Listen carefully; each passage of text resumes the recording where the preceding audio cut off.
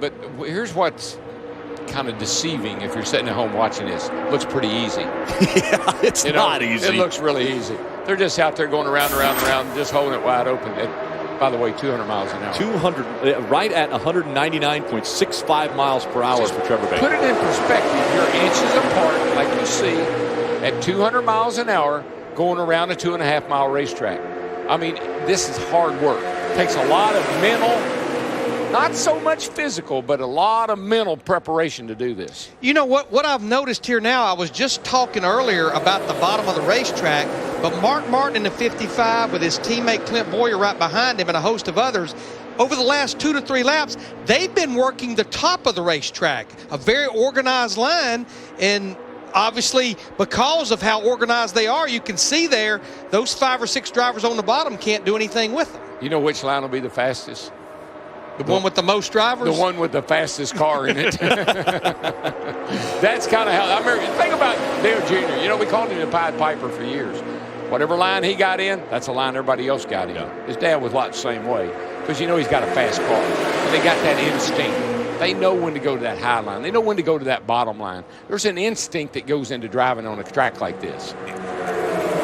Instinct, and is it Dale Earnhardt Jr. asking TJ Majors to tell him exactly what's going on all around, also helping him figure out if TJ says, hey, the outside line's moving, does Dale Jr. say, okay, I need to get in that outside line? TJ is telling him what's happening right now. Right now. No, but listen, Dale Jr. is anticipating what's going to happen based on what TJ is telling him. So it's a marriage. He's telling me where everything is right at this moment. And I got to think about what I'm going to do as we go forward. Boy, what I just saw right there coming off too, Carl Edwards, it had to be the work of his spotter as well. He jumped from the bottom line to the top line, and there had to be not much more than the length of his race car to get in that. But now I'm seeing the bottom get a little bit of organized, and you can see, here they come. They're starting to make up ground on that outside line. Yeah, I don't think at Daytona, I've never really felt like one line was maybe better than the other. It just really did depend on who was in which line. Bob Dillner. Greg Biffle has climbed back in his race car. He's going to go back out in the draft. Now, I spoke to his crew chief, Matt Pusha, and I said, what did you fix? Whoa, he says, well, trouble on the back. Trouble on the back once again. The 9 of Ambrose goes around, as does the 1. Jamie McMurray, our reigning champion. Brad Keselowski torn up. Regan Smith in the 51. Both the Kasey Penske Kahne's involved. 24, we're done. And Darrell, I don't know who it was, but somebody changed lines. Yeah, I saw him and moving. there wasn't a hole there. I saw him moving back there. Somebody made a move, and there wasn't even where to go. Joey Logano's in it. We're hearing Eric Almirola potentially in this as well. This pack was growing 15 to 16 cars, and most were involved in this. But this is what? This is why. Okay, this is why we haven't been doing a lot of drafting. This is the fear you have. And why do we have that fear? Because we usually get a reality. It could happen. Let's roll it here and see. You're going to see the 9, and here he goes, but right there, he gets pushed into by... That's Carl Edwards. Carl Edwards, 99 car. Yeah. And because Marcus Ambrose was second in line, everyone behind him after that happens either checking up or trying to figure out the line through, and that caught up almost everyone. That was a... can we run that one right there? I think that told us more of a tale right there, what we just saw in that replay. I think what I saw was when the 9 started to pull down, the 99 was going to go to the outside and fill the gap, and he clipped him as he goes by. A little tighter view. Wow, look at all these cars. There's the 99. That could have been the 88 that was up there with Dale Jr. I believe it was. They're all black primers for the most part. It's hard to tell. We're going to take another look at that wider view of what took place there on the backstretch. Yeah. Here it is. That is Dale Earnhardt Jr. It is. And you see what happens. The 9 started to go to the inside, and Jr., I think, was going to go up the outside, and he clipped him in the right rear there and turned him. Yeah, it was Jr. Couldn't the 99 and the 88? Yep. They look exactly the same. Car's getting caught up behind the 9 of Marcus Ambrose, sliding across the front. A lot better. So I'm not sure. Marcos, I see my teammate there get hooked. I can't see who that was, but anyways, Looked like Dale Earnhardt Jr. Yeah. It's just part of this kind of racing. We're out there in a big pack, and when something goes wrong at the front, we all end up in it. So maybe the bad luck's out of the way before we come back here for Speed Weeks. You know, you never want to tear up race cars. That's no fun. But, you know, the bright side is that the change we made was better, and hopefully we'll get this out of the way, and when we come back down here for Speed Weeks, we won't be in that big one. Choices right now. Oh, trouble. Oh, there we go. A bunch of cars. Kurt Busch hard in the wall. Mark Martin in the 55. Gets hit by Montoya. Joey Logano was the first car sideways, and it was as a result of contact. So Logano, Busch, Mark Martin all received damage. Perhaps Carl Edwards as he pulls in. We'll have to check on that. There's the Furniture Row Chevrolet. 78 car there's torn up pretty good. Logano got into him coming across. Watch the yellow car of Logano, and let's see how this gets started.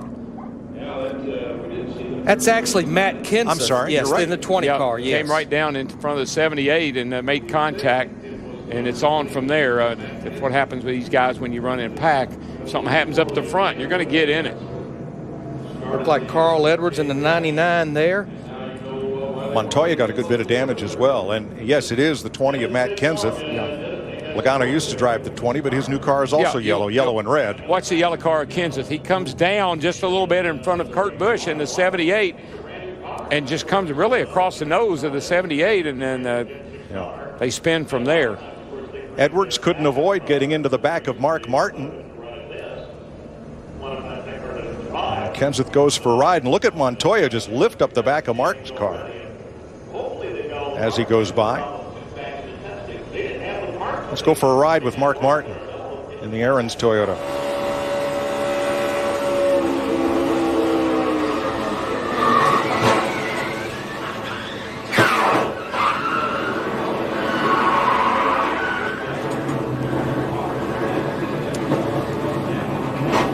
Carl Edwards in the 99. Half back to the 42 and 29. Watch the 20. Easy, easy, easy, easy, easy. Stay straight, stay straight. Tell you, Kevin Harvick threaded the needle and really got through there. Let's have a look at our new Fox cable cam.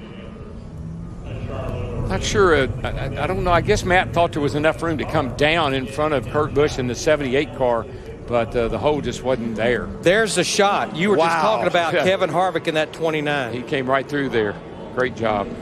You know, Darrell, you were talking about it. This is the thing that these teams did not need. You see Carl Edwards here. They lost a car in that big crash back in the January test, as well as Kurt Busch and his 78 team as well. Yeah, all that crashing and banging you heard, that is precious sheet metal being crunched that these guys don't have a lot of.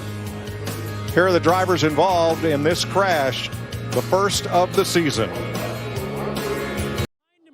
You heard Kyle Busch talk about closing rate. That's exactly what Stewart gets tagged and holds on. Behind him, they're going to pile up.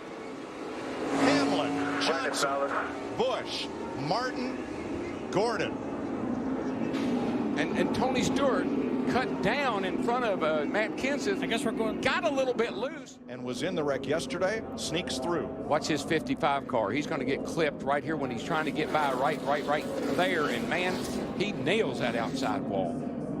See a side window pops out of the car. That was a terrible lick. That's also Mark's second car. Remember, he wrecked in the practice here yesterday. There's a great shot of it, Darrell. He just came down and just clipped enough that it turned him sideways. But he was able to hang on. Yeah, he was able to save it. But these other guys, they had to check up a little bit. Marcus went up the hill a tad in front of Jimmy Johnson, and here it was on from there. 29, Harvick, again for the second time in 2 days, sneaks through unscathed. Yeah, the C's open for him. 18 with you. Watch it.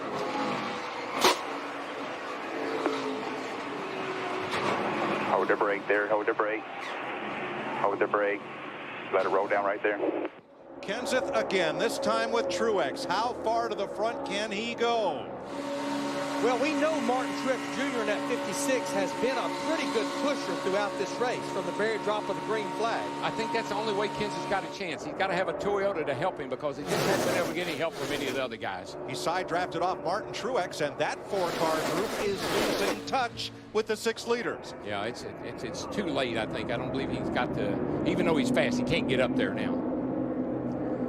Well, and remember, Matt Kenseth, he lost his 2 teammates in that early wreck on lap 15, Denny Hamlin and Kyle Busch, so I'm sure he feels like he's out there on an island by himself. So it's a 6-car shuffle coming off turn number 4. 2 laps to go. Harvick, Stewart, Biffle, 2 to go here. Carl Edwards, Joey Logano. A lot of Fords there, Larry, lined up between those 2 Chevrolets. Yeah, what do you think? 2 Chevys at the front, 4 Fords lined up behind. And Carl Edwards has lost the right side window on his car. He's being posted to come to pit road. Okay. How many laps we got to go? 2. Yeah, I don't think, you know, they're not going to give him credit for where he's running, but I don't see him coming to pit road. Nah, you're not going to come to pit road. Not in this race. Off turn 4 and facing the white flag. Here we go. If whatever you got, we're going to find out right now. Logano to the bottom. Will he have help? Here comes Kenseth. That could be a real potent couple right there. Those 2 get together. Those are 2 fast cars. Tony Stewart and Kevin Harvick better look out. Harvick stays high and Stewart drops low. Harvick to block. Stewart even lower. And out the outside comes Biffle. He can't get to the front as Harvick goes back to the top lane. Chevy Ford. And here we come. Right on you. Half a lane up. $200,000. Kevin Harvick leads him on Can't do turn nothing number with it. 4 Just with Greg Biffle. Stewart in 3rd. Logano 4th. Kenseth 5th. Kevin Harvick wins. And I go back to the unlimited race the other night. Matt Kenseth. Trouble. Here we go. Newman's around off the Here front we go. bumper of Edwards. Mark Martin gets away. I think Mark may have survived that one. Thank goodness, because that's his 3rd. Newman looks like he's all right. Got a little damage. And that was with just 5 cars in that drafting group. And we see a good bit of sheet metal damage. And that's to one Ryan Newman's Chevrolet. That's one of our front, one of our fast qualifiers right there. Yeah, he qualified 4th. Starts outside pole in the 2nd race. Carol, you talked earlier about drivers coming down. Now there's Newman on the outside of Carl Edwards. Yeah, it just something's not lining up for me. Every time I've seen an accident, although 3 times now I've seen an accident, the driver almost on the outside acts as if he doesn't know the driver on the inside is there. Well, it's what happened on Friday with Matt Kenseth. Right. It's what happened in the Sprint Unlimited with Tony Stewart. Right, there's something not lining up here for me. I mean, right there, you're right on the verge of being clear, but yeah, that was maybe both guys had a little bit of something to do with that one. Looked like Carl's car may have shoved up a tad, and looked like Ryan was maybe coming down a tad, and they kind of come together. Look at the roof flap, how quick they deployed, and that right there set that car back down. And the roof flaps are much bigger this year than like what a they Sprint Unlimited. Drivers are in a secure qualification. Oh, Oh, there you no! go. Hard, 1 car into the wall, and that's 48. Carl Edwards. Or is it Carl? Wow. Regan Did you Smith miss gets it? tagged. Denny Hamlin involved. There's Carl Edwards. Comes to the pack around. He kind of pushes up off the bottom there a little bit. Looks pretty good at this point. Oh, Hamlin, looks like Hamlin got loose first. Not sure why. Have to look at it again. But he definitely got loose and came down into Carl Edwards' right rear quarter panel. Let's see if we can get a better look here. Now that's Michael Waltrip alongside Carl. Oh, the 11 he's just spinning out. He gets loose and starts to spin. As they take the green. Yeah, what looked like was going to be 4 drivers fighting it out, we're back up to about 15 or 16 with 4 to go. Yeah, this could get real interesting. Bump drafting Jimmy Johnson and Kevin Harvick in the 29 as they come to speed. Look at that little green car slipping in the picture there. Larry, who is that? That would be Brother Michael up there in that 26 car. He beats all I've ever seen. In 5th place. Biffle on the inside now. Riding with Waltrip. Johnson just ahead in 3rd. Logano just behind in 4th. Then Earnhardt Jr. and Truex. This is somewhat the situation we were in at the start of the race, where it just looks like that outside line is lining up, and they're going to prevail here. You know, quite honestly, I know Michael's in a great spot right there, but in all reality, he can't afford to have a problem. At the back of that pack, David Rudiman just lost the transfer spot to 14. Tony Stewart. Look at that bottom. They come off the corner right there. They're 3 wide coming up off 2 over there, headed down the back. Yeah, look at Montoya in the 42. He was just on pit road getting repairs and 4 tires, and look at him coming up through there on the bottom. He got them good repairs. Made that baby better.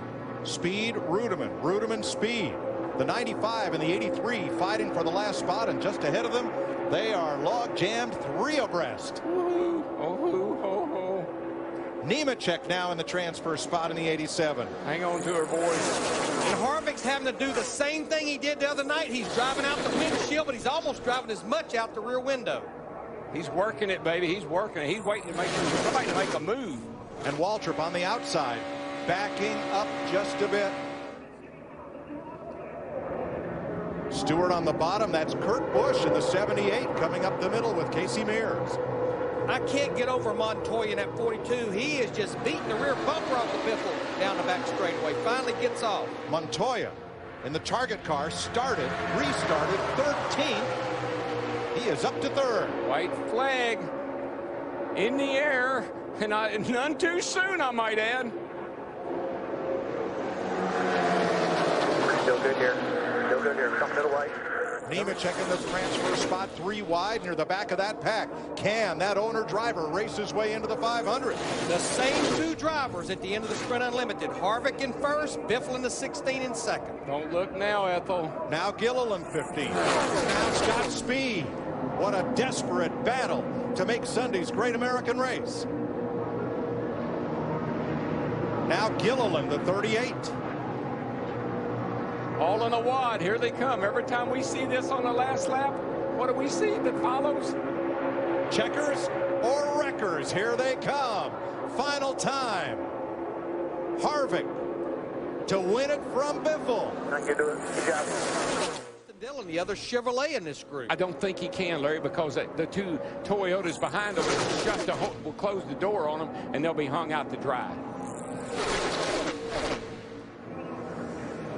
This move's got to come from Matt Kenseth. If Matt makes the move, Casey will go with him. 2 Toyotas, 2 Chevys, 2 more Toyotas in that lead pack of 6 as we come down to the final 2.5 laps. Think about what Matt Kenseth just told Steve Burns before the race. I'm going to win this race. Well, we know, we've said all week he's got a fast car. We've seen him make great moves and have showed a lot of speed. Just hadn't been able to get in the right spot. But he's in the right spot right now.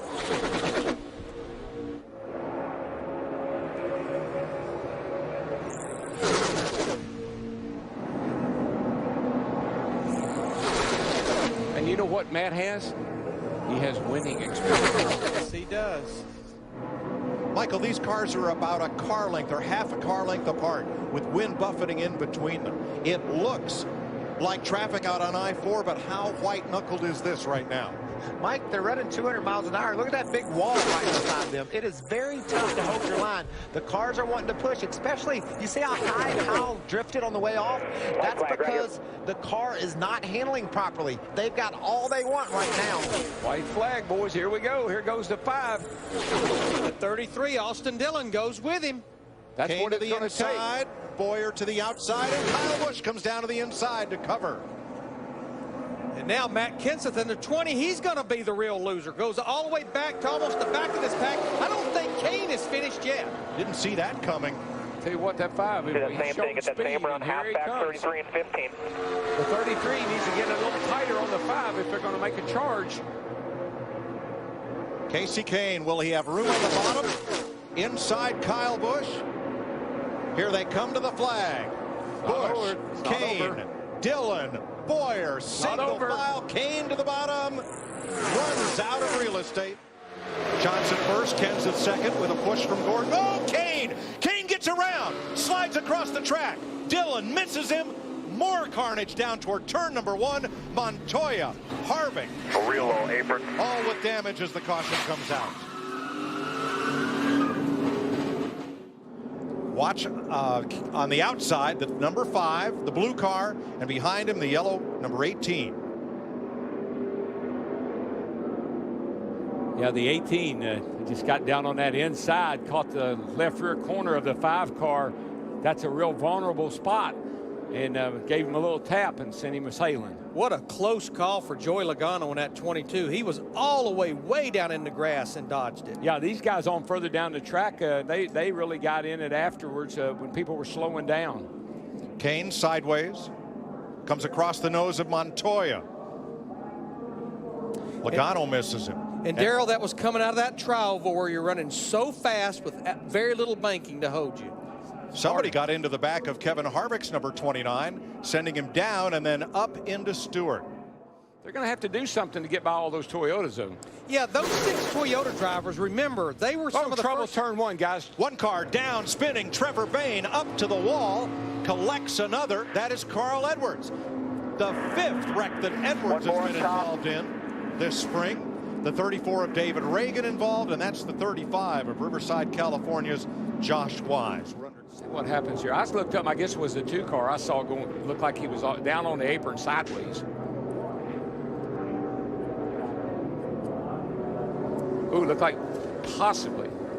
But it looked like they started accordioning up in front of Brad Keselowski. Very similar to what we saw at the start of the race, Larry. Just somebody slowed up a little bit and it caused that accordion effect. Caution. Jeff Burton and his Cat Chevy have pounded the wall, leaving Scott Speets out on the racetrack. Excuse me, we are still green. I said caution. Yeah. And now it's out. Now on the front stretch. I knew something was going on. Had been a front runner much of the day. There's 2 cars together off in the distance. Here they come to the head end of pit road. Well, it looked like either the right front just went down on it, or something broke on that 31 car. And right now, Johnson's not running the high groove or the bottom groove. He's almost running the middle of the racetrack through 3 and 4. Wouldn't you? I think that Biffle and Danica and Dale Jr., they very well might make a move on Jimmy Johnson here before too long. Should the caution flag come out before the leader takes the white flag, we'll attempt a green-white checker finish, and we'll try that up to 3 times if necessary. Once the leader takes the white flag, the next flag, caution or checker, ends the race. The only problem with going a little early, which I'd love to be able to do, but if I don't make the pass or if I don't get where I want to go, I may lose a lot of positions coming to the checker.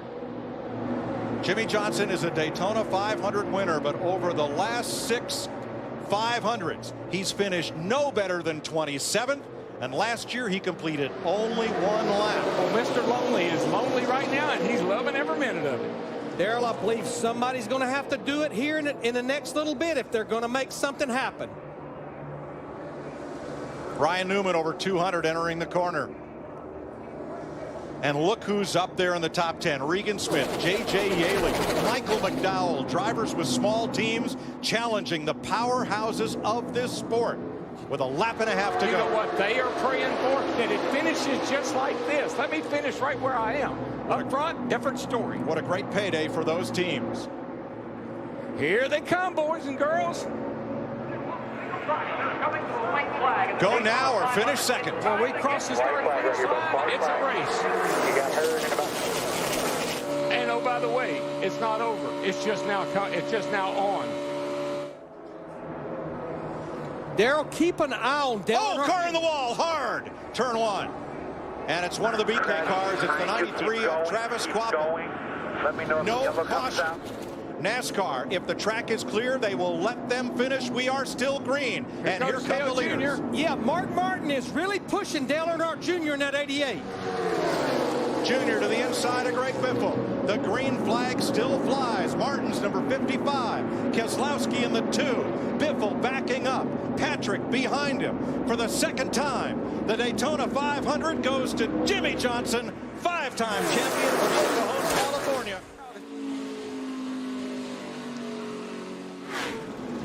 Crash in turn 1. Huge crash, unbelievable crash. Kyle Busch got into the back of Casey Kane. Kane got turned into the wall as Busch tried to change lanes.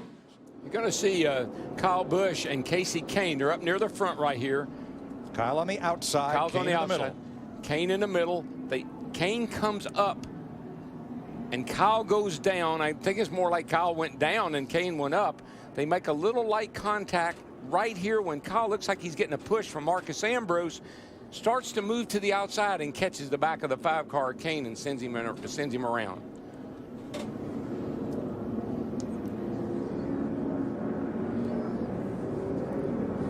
You see Jamie McMurray, and there goes the 29 of Harvick. Hamlin got hit by Ryan Vickers in it now, yeah. Hamlin's car. Vickers, Ruderman, the 70. Stewart. Martin Truex Jr. in 56 just basically all but stopped to keep from getting in it. Jeff Burton, you just had talked about him in the 31. Danica Patrick, Gilliland, here it is again. Yeah, you just gets on that right rear corner, and then Casey comes off corrects and comes right into the side of the 18 car of Kyle Busch, and then it's on from there. Yeah, a lot of 16. A lot of drivers running from third on back were involved in that. Boy, Danica Patrick does a nice job of avoiding contact. You see it right here. Just a little nudge at the wrong place. And Darrell, what we didn't quite see there was Kyle being pushed by Marcus Ambrose into Kane. Yeah, I think he was. I think they were going to go to the outside and go around Casey, but didn't time it just right, and Kyle ran into the back, or just barely ran into the back of the 5 of Casey Kane, and that sent him sailing. We are under caution. There's McDowell against the wall. Yeah, just seeing that right front fender blown up, and the... Oh, there they go. There we go. There was no way. Oh, he's Kurt Busch up and over. Boyer's in it. Bobby Labonte's in it. Stremmy's in it. Jeff Gordon down to the grass. Nothing else coming from behind you. And Kurt Busch went over and over. Right here, the 51 car, Owen Stenhouse, squeezes to the outside. And that's Yaley in the 36. And that shoved Yaley down. And look at that 78 car upside down, and then lands on top of Ryan Newman's 39 car. Bobby Labonte involved.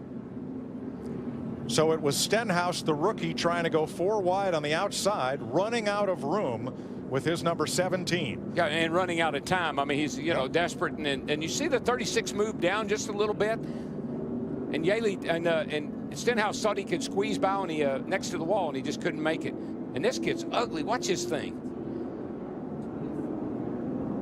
Right on top of Ryan Newman. Hadn't Ryan Newman had cars on top of him before here? I think the 2009 race. I think you're right. Brad Keselowski and Carl Edwards coming to the checkered flag. Boyer's 15 comes up, clogs the track. Both Labonte brothers involved. Stremme. Jamie Number of McMurray. those smaller teams on the way to a good finish here. Jeff Gordon sliding down through the mud. Now watch the 36. The red and white car comes up just a little bit. And that contact with Stenhouse was enough. Then he comes down into Ambrose, and it's on. Dale Earnhardt Jr. in that 88 just squeezed by. There's Danica. She almost went over. You see Danica up and against the wall with Terry Labonte.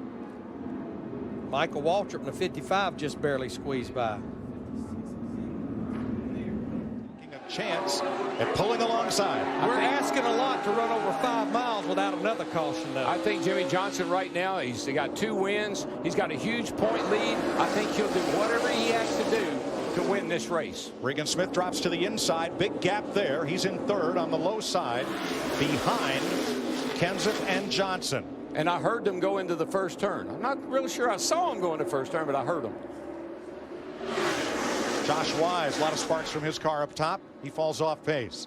Now, Carl Edwards in the 99 fell back a little bit, but getting a heck of a push from Eric Almirola in that 43. Now Edwards down to the inside. And Kenseth is able to drop in behind Edwards. Now we'll see what happens. That all came from that push that Almirola gave him down the backstretch. Another Ford, which those Fords have been really good at helping each other today. On the outside, Almirola, Reagan, and his teammate Gilliland. On the inside, Edwards, Kenseth, and Johnson. Here they come to the white flag. 1 lap to go. And it's a race from here on, no matter what happens. Johnson looked high. Kenseth to draft with Edwards. Johnson to the bottom. Almirola to the top. Man, Matt got shuffled out again. Jimmy Johnson with Carl Edwards, but Kenseth up the middle, coming back. Help from David Reagan. Up to the bumper of Carl Edwards. Reagan in the middle. His teammate Gilliland is the pusher. They're right on the bumper of Edwards. Is there anywhere to go? Reagan to the bottom. Gilliland with him. David Reagan, July winner at Daytona a couple of years ago. Gilliland with him. Edwards up top. Michael Waltrip to help. And here they come off turn 4. Push, boys, push. Push hard. Edwards high. Reagan comes up. Comes on the spot. Reagan's got it. He's got it. Front row racing is in the victory lane at Talladega. Reagan first. Gilliland second. How about that? Oh, yeah, baby. Yeah.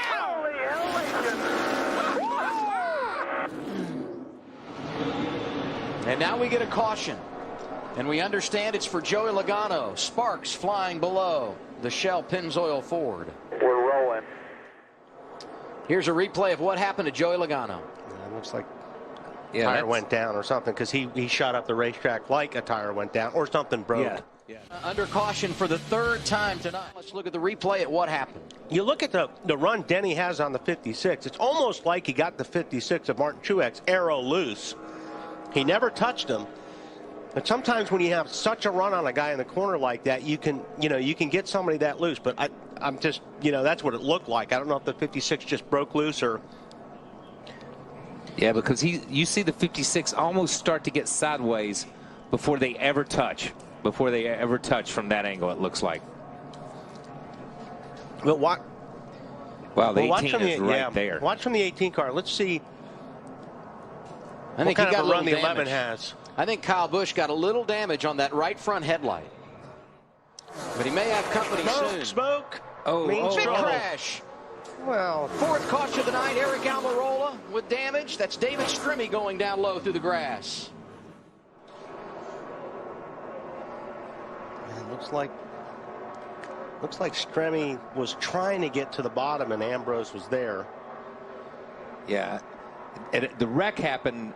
There was 2 wrecks. As you see it, you saw Strimmy and Ambrose up ahead, and then you saw the one car, and don't really recognize which one it is, but you see Strimmy and Ambrose. They get together right here. These 2 cars, and you see the 51 car. I don't know if he gets hit from the behind. I don't think he got hit. Or if he just jumped on the brakes and the thing turned around on him, and he gets down into the 43 of Eric Almirola. But as we close on 10 to go, he finds himself in position to strike. Marty? Well, that's because he's been in the back of the pack on purpose, Adam. Crash on the track, Adam. Just Jimmy talking about Hamlin got Danny airborne. A.J. Allmendinger, Jeff Gordon, David Ruderman, Matt Kenseth all involved. You see Denny down on the inside right there. That thing just turns right. Yeah. It's like that was something strange. That was really strange. Wow. Kenseth did a great job not running into the door of the 11, but then the 51, just nowhere to go. But for Hamlin, he goes nose first into the wall. Very similar to how he hit the wall in California when he suffered that compression fracture. Yeah, but but a different angle. But watch this right here. Here he is. The 2 cars, they're spacing behind him. The 2 cars behind him. He goes there. Wow.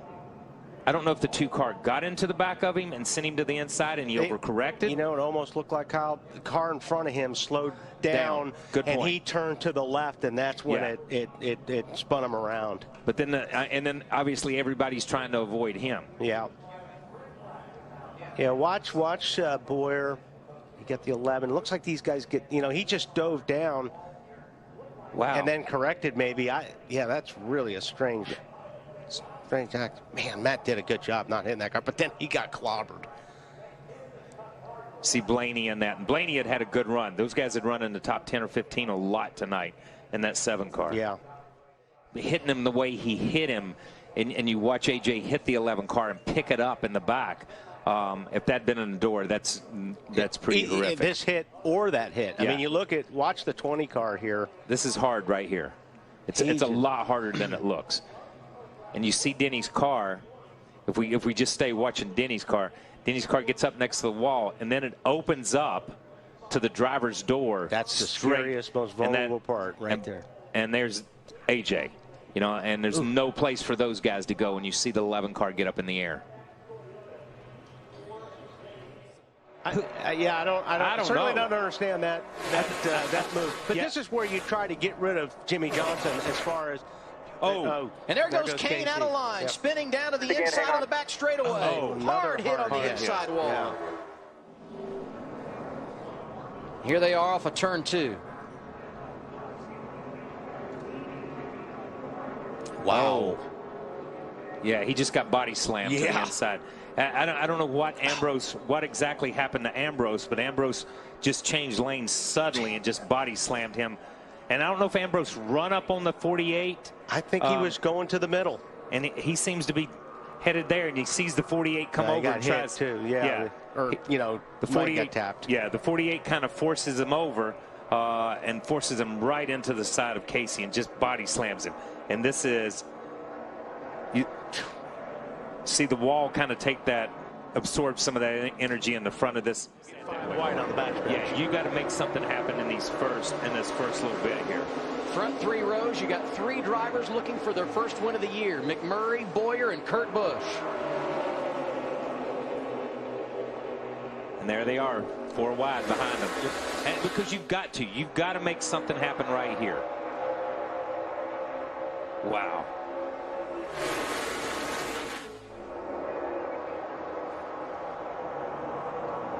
Starting to make it happen there, shuffling down the back straightaway. Jimmy Johnson once again able to gain the top spot. Strong. Man, that is strong. That's a power move by that 48. And nobody can do anything. You know, it's easy to say, well, you got to do this and jump on the outside of them. You can't get to him. No, that was a power move. He just powered away from the pack as they come down through there. You got to get wide. White flag is out. Next flag will decide it. Wow. Tony Stewart feeling good, and how about Kurt Busch in that outside lane with help from David Gilliland? Oh, here we go. We got trouble. There we go. That's it. Like I said, you lead at the white. That's it. You're good to go. But they may race to the finish. They're going to let them race back here. That happened over in turn 2, so they got plenty of room. Wow. Let them race, boys. Hopefully they're cleared when they get back down there. Tony Stewart won this race last year. He's won it 4 times. Shoving the 14. I don't know if it's going to be enough, but through turns 3 and 4 for the final time. Off the corner, here comes Jimmy Johnson. He's dominated the race. Now he can see the finish line. That's Busch in the outside lane, not making a move. Trouble behind him. Danica and others. Jimmy Johnson gets the win at Daytona. Yeah, she got turned right there. Let's go back to that final lap. Jimmy Johnson leading, and look behind him. This is the first wreck after the white flag. Yeah. Carl just as we saw the 5 car of Kane get slammed and sent to the inside. No caution after this. You see Carl right there. Yeah, it looks as like the 13 car moves up on him and sends him around. Yeah. Scott Speed, Bobby Labonte out there. Joe Nemechek nowhere to go.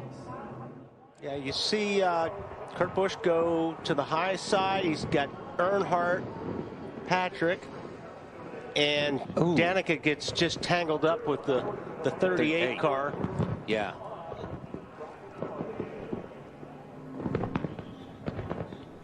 Yeah, and then, you know, like I said, once that starts happening. Yeah, it's just, I can't tell what happened. You know, David Gilliland was right there in the middle, like there's nowhere he could really go. But man, Kyle Busch took a hard hit up into the 13 car. Newman gets clobbered by Burton. Yeah.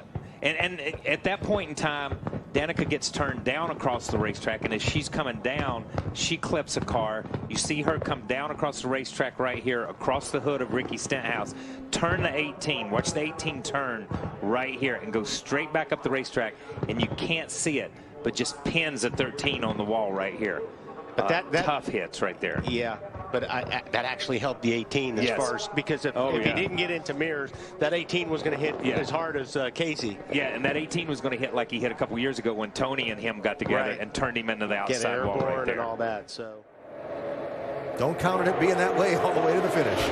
More green flag pit stops coming up shortly, and they're 3 wide again. Oh, trouble! Marcus Ambrose turned in the tri-oval. Montoya collected.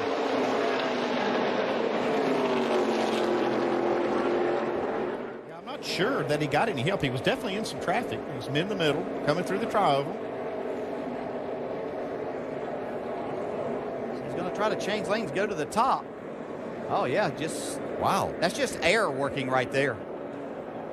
Montoya just a victim. Yeah, unfortunate for him. He's wrong place at the wrong time.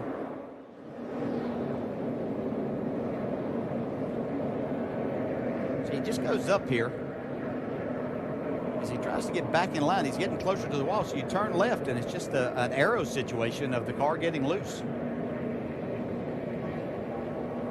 Coming very fast up through there, down the inside. This is working to perfection for him to be in the situation to make his move.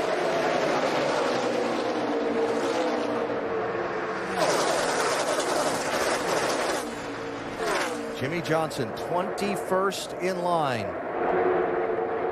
Has led the most laps today. There's the main thing that Jimmy's concerned about is finishing ahead of that 20 car who is right there. This isn't the day he was wanting. He led a lot of laps. The main thing is to be around or ahead of that 20.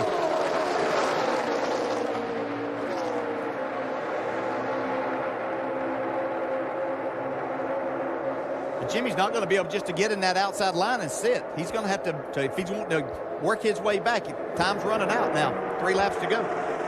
Coming for 2 to go. And make it 2, yeah. 27 cars on the lead lap. White flag will wave next time they come around.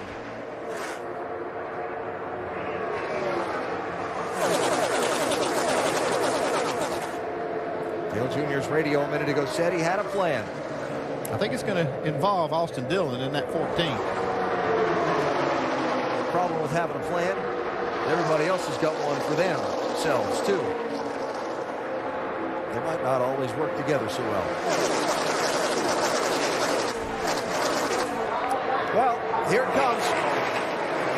White flag will be in the air the last lap. Where does the move come? Who wins the race? Do they all come back to the checkered flag? Rolling. Single file, no takers yet, single file. Jamie McMurray leading. Here's the first move. Oh, trouble. Dillon gets turned around into the middle of the pack. Casey Mears is the one that hit him. Caution is out. Race is over.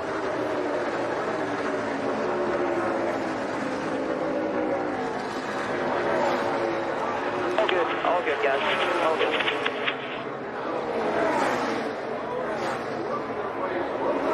Jamie McMurray, carrying the colors of Auburn University, his sponsor with a big relationship with the school,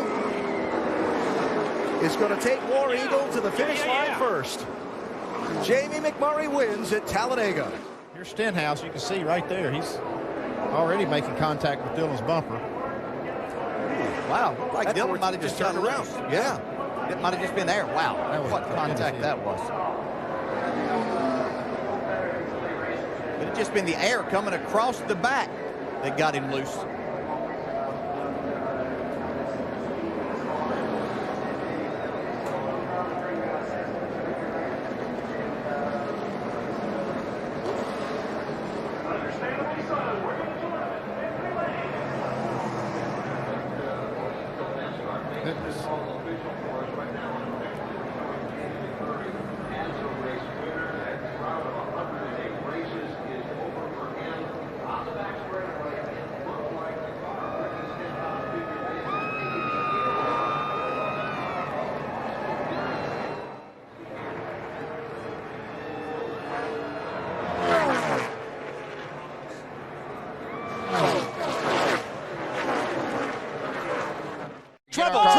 Start-finish line. Logano comes down into Paul Menard. One car gets up on top of a group and goes flipping over and over, and the 30 lands on its roof. That's Parker Kligerman. Cole Witt's teammate that just wrecked in that first caution. And Brandon Davis's team, Swan Energy, suddenly has 2 cars torn up. There's Dave Blaney with the single car 77 team. Look at a coil spring there that's come out of one of these race cars, a rear coil spring. As they come off turn number 4, that's Menard to the inside and Kligerman, the 30, to the outside. Actually, Matt Kenseth in the 20 looks like he kicked up into Joey Logano in the 22 that turned him sideways. Trevor Bayne, the 21, looked to me, Larry, like he was going to bump draft. Got him going. A lot of different looks here.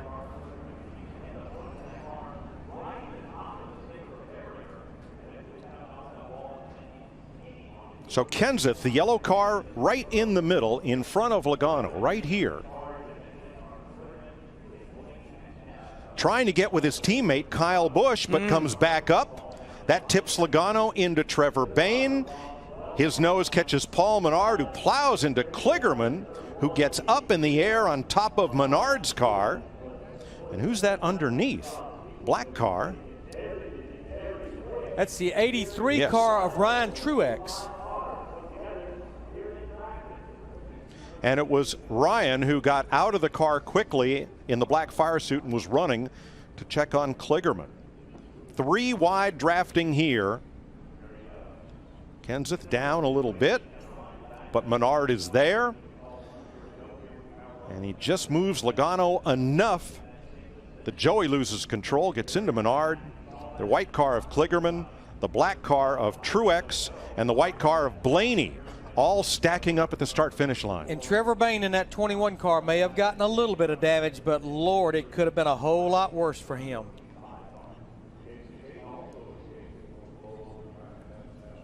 A scary crash. Here's our camera on top of the safer barrier right at start-finish. Safety fence is doing a great job. Oops. Did we lose our camera? Yes, we did.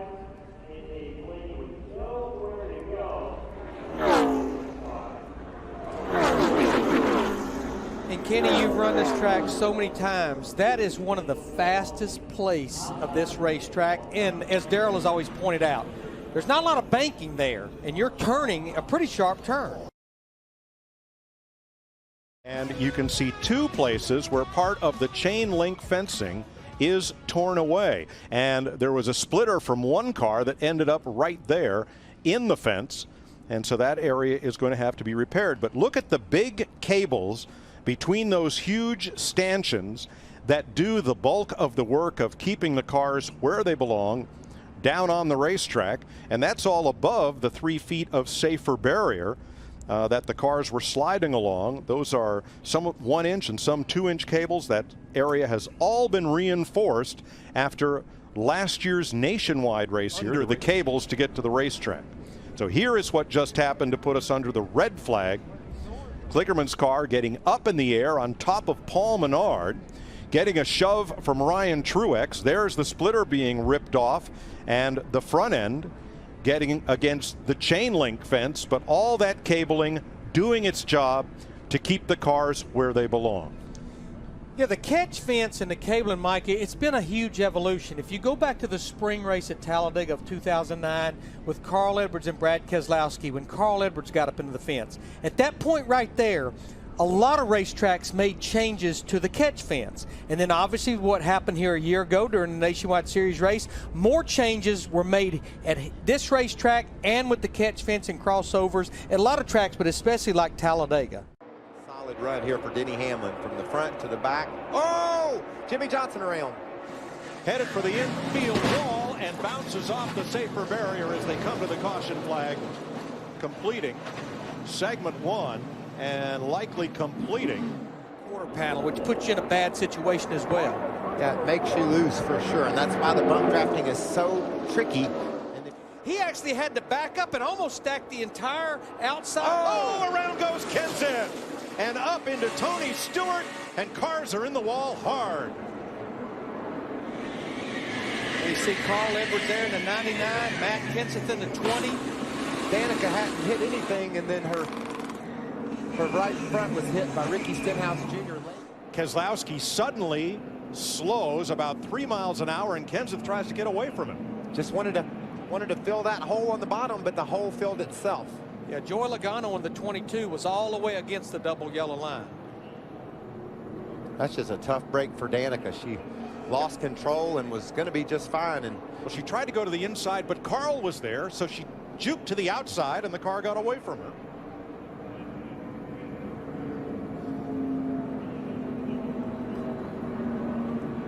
Watch the 24, Jeff Gordon. There's Ryan Newman getting by. And look up top, Gordon Mike. Tipped up into the 99 of Edwards, and Kurt Busch piles in the 41. And then here comes Stenhouse. Hard contact into the outside wall, into the back of Kurt Busch. Lifted him up. Lifted Gordon up. And now he's just a passenger. And that's why the 17 of Stenhouse had either no steering or no brakes. Clint Boyer. We have a caution for the caution car. The pace car caught fire moments ago. And Burned the thankfully, pace car up. everybody is safe. They were able to hop out. There's the pace car, the blue car in the lead.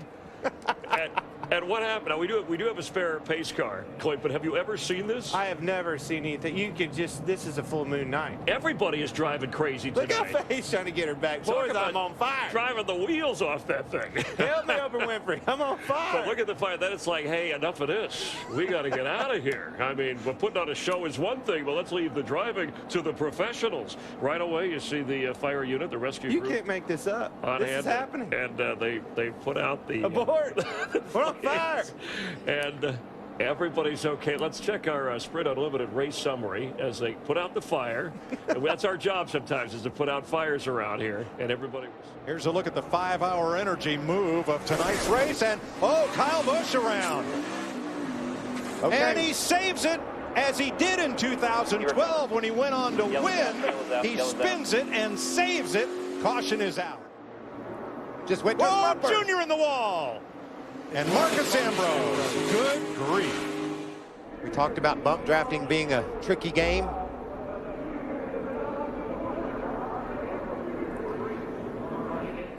He won it as a rookie, and Denny Hamlin comes to the flag and wins the Sprint Unlimited for Toyota and Joe Gibbs Racing. Nobody has had anything for Matt Kenseth. His Joe Gibbs Racing Toyota is going to try to hold off Kevin Harvick. Where did he come from? How about that 98 of Josh Wise up in the thick of things right here, boys? Harvick to the inside. Kenseth outside. Kenseth by 1.5 feet. Unless this 41 car, Kurt Busch, can get some kind of big move here off turn 4 like Kevin did. Oh, and there Shots into the wall They with wrecked. the one of McMurray. 3, 4 cars around. One on its roof. One car hard into the wall. That was a... And it ends in flames and sparks. Menard had a fast car all day long, and here comes McMurray, and he just gets a little bit of piece of that 48. A lot like happened in the Unlimited. Looked like Jimmy's car just got loose and spun. Look at Clint Boyer in that 15 car get up in the air. Thing went all, it did a 360. Unbelievable. Did a barrel roll and came right back down on its wheels. And he'll cross the start-finish line because it goes all the way across the infield. Sort all this out. Oh, by the way, Denny Hamlin awaits in victory lane after a wild pursuit on the last lap of the Budweiser duel. This is 1 lap ago, Darrell. Watch the 42. Yeah, he just kind of kissed it right there, and I thought he's okay, but might be having a tire going down. And this is what just happened up in turn 3, and Larson. Tire, that would be my first thought. Oh. Not the way that little 21-year-old wanted to start this 2014 season. I'll show you what happened to Casey Kane here as he came in for his scheduled stop. Going out of the pits, just right there at the apron, at the exit of pit road. It's still damp. Peeling off to the inside. Whoa, got a car around. It looks like it might be the 31 car. It's the no, 7. it's the 7 car. Almost got Casey Kane in that 5. Another rookie. Is going to crash big. Crash out of turn number 4. A multi-car pileup. Eric Almirola, his car all torn up. That is Michael Waltrip, who will not win his 3rd Daytona 500. On the right side in the 43. It looked like the 33 car of Brian Scott. Something. And watch Danica right there. Man, that was a lick.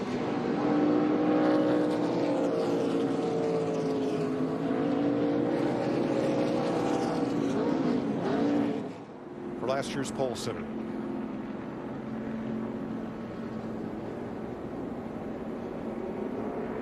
Now here comes Danica. Watch that green car shoot across the track.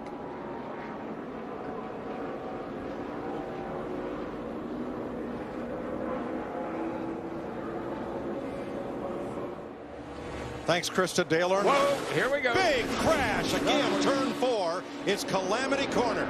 There's rookie Reed Sorensen sliding down off the banking. Big damage to the forward of Marcus Ambrose, number 9. And caution waves. Now we head on down to turn 3. And once again, watch the back of the 3 car. The car starts to get loose like you saw before. He chases it up the hill. 42 was maybe inching down a little bit. Kyle Larson in the 42, and they came together, and that's what caused that wreck. Just nowhere from Michael. Re-energized that whole race team. That team had a top 10 finish here a year ago. Trouble. Trevor Bayne's around. Big crash for Bayne. Past winner of the 500, and with 17 to go. Just hold the brake. Hold the brake. There is some contact here. This is the lap before the crash. Kurt Busch right in front of him. Oh yeah, the 11 got into the left front fender, and here's what ends up happening one lap later. Let's see if we can see anything happen to that left front tire. No, the car just gets loose. Car does a little wiggle right there. It gets loose. He tries to catch it, and he can't do it. It turns and goes right into the outside wall. Krista, how about that second place car? Wendell Jimmy Johnson. Kurt Busch goes for a spin off turn number 4. Slides toward the inside. We're staying green as the starter flashes open hands. 10 laps to go. Bit of the skill they have. They're trying to. Oh, got another car. Up goes Ryan Newman. Justin Allgaier, Brian Scott, Terry Labonte. Cole Witt. We have these kind of things happen. I mean, like I said, you just can't give anymore. Well, it looks like the 3 car of Austin Dillon got into the back of the 31, gave him a shove, and it got him loose. And I think Ryan Newman in the 31, Darrell, was checking up for something in front of him. Plus, it just as he was about to turn off in the corner as well. He got a little bump. Here's another look. Watch the cat Chevy of Newman. There's probably what he's going to run over and pick up right there. I'm surprised he didn't see that. I'm surprised that the spotter or him or somebody didn't tell him about it. But Larry, is that blocking the opening to the grill, do you think? That thing is huge. It's definitely over part of the opening. But here's what I would say. It's 2 to go, Yeah, right. but get that piece of trash on the grill. It might help him, you know, if it doesn't get overheat. Hey guys, this could be an advantage. He's only got to run 3 laps. That's going to make his car more slippery aerodynamically. He's in the front. This could help him a little bit. It's not going to overheat in 3 laps, I don't believe. No, I don't either. And I tell you, I think you're right, Mike. I think it'll help him. Oh, he got a wreck. 3rd generation star, Dale Earnhardt Jr. brings him to the flag. Checkered flag waving. It's over. It's Earnhardt. Oh, yeah. Good job, Junebug. And that's what Brad Keselowski just did. Whoa! Oh, and going! And he gets tipped by Patrick, and he is off down to the apron. Save it. Can't save it. No caution. Oh, slides up the track and back down. And Trevor Bayne almost slid up into another car. Right now is 3rd. Danica Patrick on the inside in green and orange, the leader. So he gets a nice run. He comes up here. He's going to get a little draft off of the 27 on the outside, a little side draft. He gets a great run. And he just all but cleared Danica right there, but he wasn't quite there. This is not one of those tracks where you let off to get in the corner. How about this save, Darrell? Unbelievable. Unbelievable. That shows some real skill right there. And these guys all missing him. Look at the 21 car. Oh, he almost took out Terry Labonte. Stand by.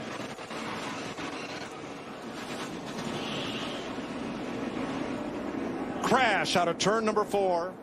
Now watch the 2 and the 21 right there. Boy, it looked like the 2 just started to get loose. I'm not so sure that there was any contact. Almost looked like the 2 just started to get loose all on his own. It definitely did not look like there were any contact between Trevor Bayne and that 21. Boy, Brian Scott hit that inside wall pretty hard in the 33 car. Jeff Gordon, Michael Annette Let's watch involved. this, Larry. See what happens here. The 21 to 2. See him right here. See, Keselowski looks like he's getting loose, almost like something happened to his car, like maybe a flat tire or something. He definitely wiggled quite a bit before that car broke loose. Yeah. Look at the 20 of Matt Kenseth trying to stay out of it. Alex Bowman behind him. Caution is out, and that is David Gilliland with a big problem on the left front of his Love's Ford. The right front, rather. He was 13th. Finished second last year. I think something happened to the engine. 70, I think, something like that. A lot of smoke. Yeah, he just told his crew chief that blew up. There he is, bottom of the screen. You could see it right there, just right in the middle of the straightaway. It just lets go. Darrell, we've talked about it all week. Even though these engines are not turning a lot of RPM, it's a constant RPM. They hold them wide open all day long. Some of them try to push the pedal through the firewall. They try to hold them open so much. Everybody did a nice job of avoiding any contact there because you can't see a thing. There's Justin Allgaier in a 51 car. He ducks out right at the last second. Had to be blinded by the smoke. Reagan there in that outside, he has about 4 or 5 drivers behind him right now. Oh, there's a car. Who is that? The 48? Oh, Logano's in it. Yep, the and 48. Bush and Reagan and more. The 48 broke loose. Looked like something may have happened to it.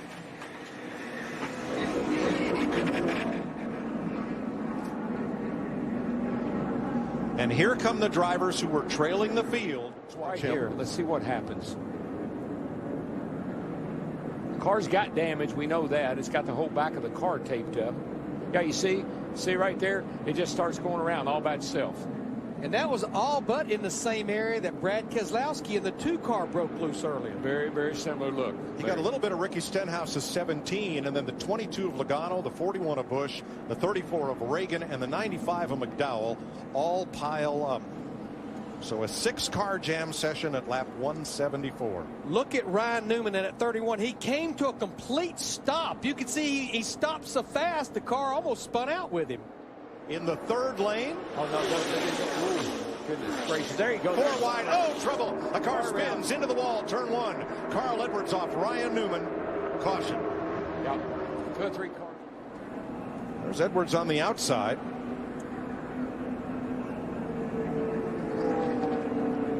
Oop, up he goes almost into Stenhouse, around into the wall and into the path of Ryan Newman. We made it.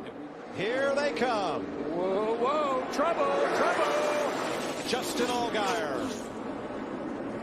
And there is debris on the racetrack, plastic from Allgaier's No caution, white flag in the air, they're racing back. Darrell, there's a half of a bumper laying right in the middle of the front straightaway right before the start-finish line. Don't see a caution flag yet. I don't see anything happening. It's all green. It's just a piece of plastic. Here we go. Caution wave. Caution's out. Caution's out. Stay in front here. Stay in front. Caution is out. There's debris here on the front. At the moment of caution, where every driver was at, that's pretty much where they finished. And Denny Hamlin has to come around to the flag. And it will be the checker, because once the leader takes the white flag, the next flag freezes the field. The race is over, and Denny Hamlin goes to victory lane at Talladega. To the start-finish line, we will complete lap 20 today. Rickon behind you here, Rickon. And now we have a crash. Ricky Stenhouse Jr. involved. Tony Stewart around. And that's Dale Earnhardt Jr. through the infield grass. Carl Edwards has some damage. Kenseth just about had it missed, and We're seeing it for the first time. It looks like Stenhouse got a little bit squirrely. Stewart came up and got into Jeff Gordon there. Looks like Stewart was just trying to avoid the 17. Yeah, it's kind of hard to tell from that angle, but it looks like Stenhouse, as he gets squirrely, comes down into Tony a little bit. You see Stenhouse up next to the wall, sideways, comes down across, taps Stewart. Oh. Yeah, no, Jeff was trying to avoid this 17 car and got into Tony Stewart. Yeah, got in the right rear of Tony. Yeah. Trevor Bayne, who won the 2011 Daytona 500, driving for the Wood brothers, and that 21 car got turned around. Outside lane, hanging tough here on the restart. Oh, here we go. Got trouble. That's Casey Kane that goes sideways. Joey Logano nowhere to go. Oh, my. Half the field is gone. The big one at Daytona has happened at lap 97. That is the huge one at Daytona. It looks like the 16 got into the 5 a little bit too hard and just turned him. And man, talk about getting piled up. Watch the 3 car when we get another replay of Austin Dillon come shooting up through the middle and trying to avoid the accident. 26 of Cole Witt just got into the 18. Did. As they got to the corner, as you get to these corners, once the cars go up, they will come back down. Especially when they slow down. Yeah, when they slow down, they just come back down the racetrack. And that was, she was in the right place in this line to be able to whoa her car down, not get run over from behind, and just kind of right there, she's nose to nose. That Austin Dillon that got through that? That 3 car, man, he did a nice job getting through there as well. Nice job by him. Debris coming off of his car. Michael McDowell doing a nice job today. Slow. Caution for debris for rain. You heard it there. Caution, 7th time today. This one for rain. But luck on his side here today. Took over the race lead. The rains came. We sat under red. And now it's official. For the first time in his career, in his 125th start, Eric Almirola has got a checkered flag at NASCAR's top level. And coming off turn 4. Joey Logano's around. And Jamie McMurray. Jamie McMurray just wiggle there, get loose. It's like he had a tire go down or something like that. Right in front of Dale Jr. That's a great job by a lot of drivers there to avoid that. You can see, as Andy pointed out, going down pit road. Let's see right here. See that car wiggle a couple of times. That just makes me think that there was a tire or something broke.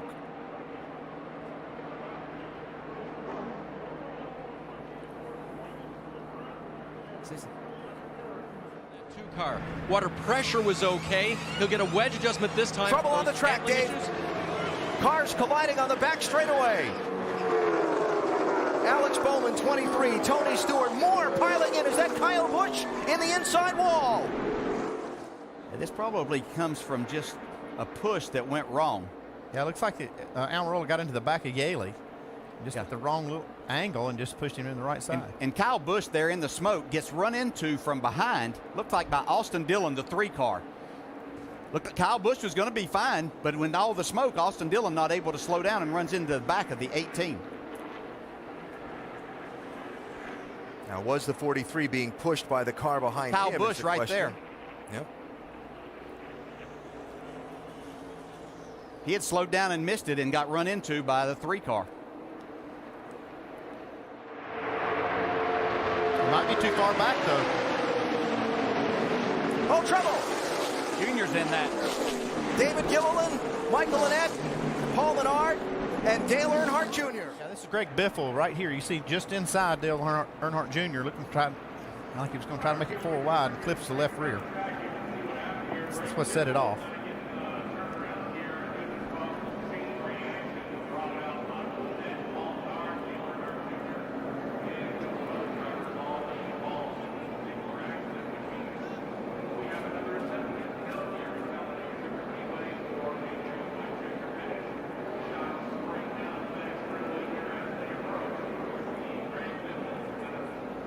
Just looking to see Carl Edwards and Jeff Gordon there.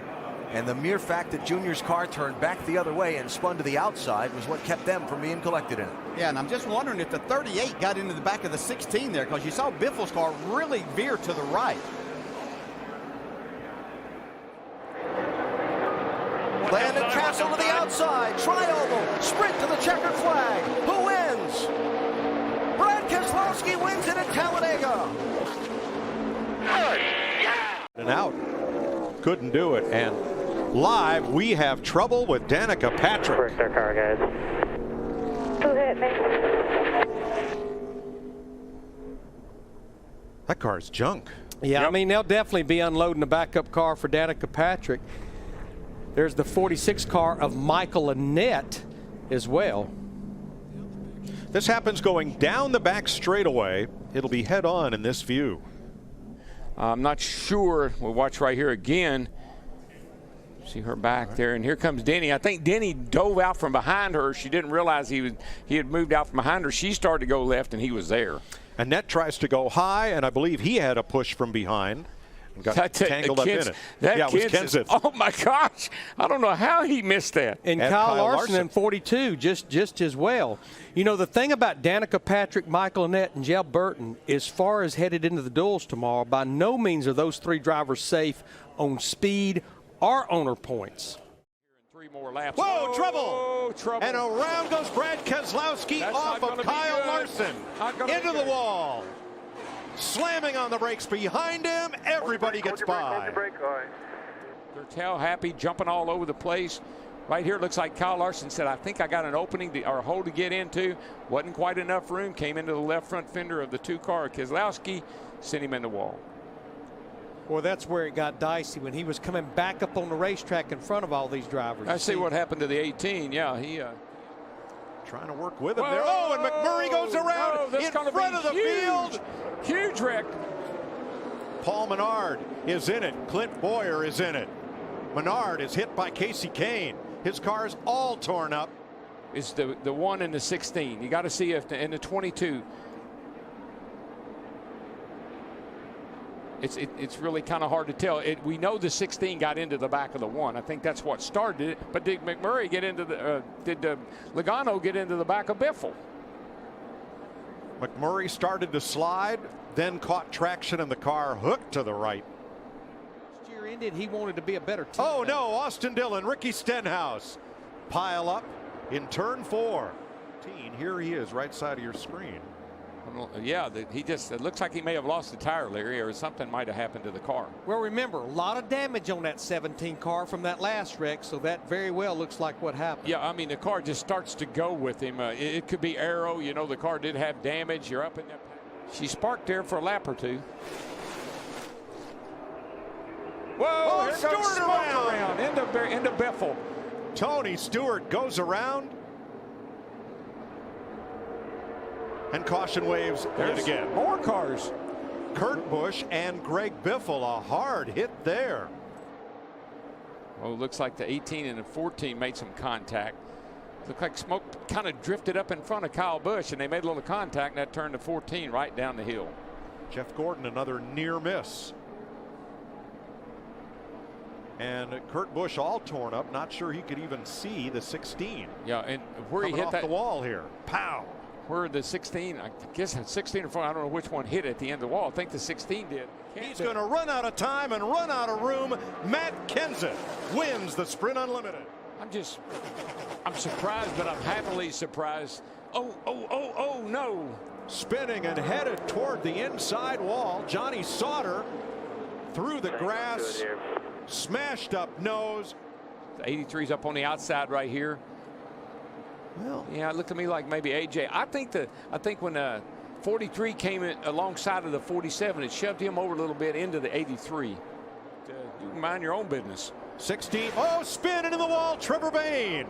Good grief. The 2011 winner had just taken over the bubble spot when he found the wall. Clean. But the car just stepped out. I mean, when he went into the corner and he turned into the corner, that thing just stepped out with him. It got loose. And from last at the start, first at the finish, Dale Earnhardt Jr. That's quite a knot of cars. It includes Alex Bowman in the 7, Brian Scott the 62. We've talked about David Reagan in the 34 as he splits the middle with Justin Allgaier on the inside and Bowman on the outside. Whoa, around he goes. Hold it down, straighten it out. Gas. Reagan sliding back, just barely caught the inside wall with the right rear corner. 200 miles an hour as the caution comes out. He's in the 34. Oops. Contact with Justin Allgaier. It appears that he and Allgaier made some contact. Got to look at it again, though, because I'm telling you, when they're in a position like Allgaier was against the 34. Crash. 3 cars pile up. Bowman sideways. Dillon involved. Hornish, the yellow car, slamming into the wall on the high side.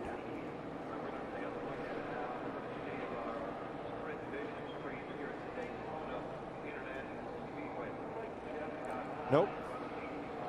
Yeah, I don't tell. And it all started, Jeff Burton and Sam Hornish got together, and Bowman was just a victim. No. Yeah, well, he mentioned something about the 11. I think he said I didn't need going on the outside of the 11.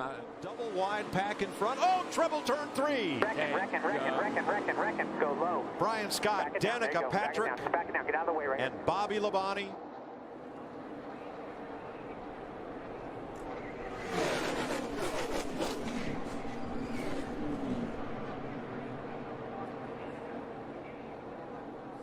Jimmy Johnson for the win. The Gibbs cars can't catch him. Castle, the Iowa driver, finished 12th in last year's 500. Something big. Let's go under the hood. He drops to the bottom, but with fluid on the racetrack, the caution flag waves. Really nice job of getting that thing down off the racetrack and not causing a bigger mess. And Mike, that too. From 33rd up into the top 20 since the restart. Stewart in the wall. And now Matt Kenseth got bounced into the wall. Everybody scatters. Yellow flag. Coming up. Look like that thing that we've seen. Oh gosh, he got right over into the 21 car. One of the things we've seen is when a car gets to the left, you'll start to see a little smoke trailing out of it, and then all of a sudden it just turns into a big ball of smoke right here. Nice job of holding his line and waiting until the inside was clear to move down. Sam Hornish did a nice job of laying off of him. Second engine of the day, Landon Castle early in the race, and now Keselowski brings out the day's 4th caution flag. I believe Jamie McMurray in the 1, he got in some oil and he got into the outside. And the 1. Yeah. And Ryan had nowhere to go. Yeah, 1 got into the oil and slipped up into the wall, and then Ryan was coming right behind him. He was probably in the oil too. Yellow caution. Crash front straightaway. Justin Allgaier.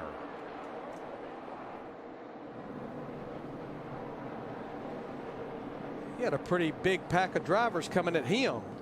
Barely get by. Eric Almirola was all the way down in the grass in that 43 car. Car smoking back of the field, drops back out of play. 3 wide. Big cluster coming off turn number 4. Smoke, trouble, way in the back, but here come the leaders. The question is, are they going to throw the yellow? Or are they going to let them race back? 7, 8 car pile up in the back straightaway. Caution is out. Joe Logano. Keep coming. Just stay on the gas. Back straightaway. Stay on the gas. As we go off, that's in the 1 and 2. Start off in the back straightaway over here. Let's see what happens. 4 wide. And Austin Dillon tips Jeff Gordon. Yep. And it's on. Right in that spot where it didn't take much. Middletown, Connecticut's Joey Logano wins the Daytona 500. 28.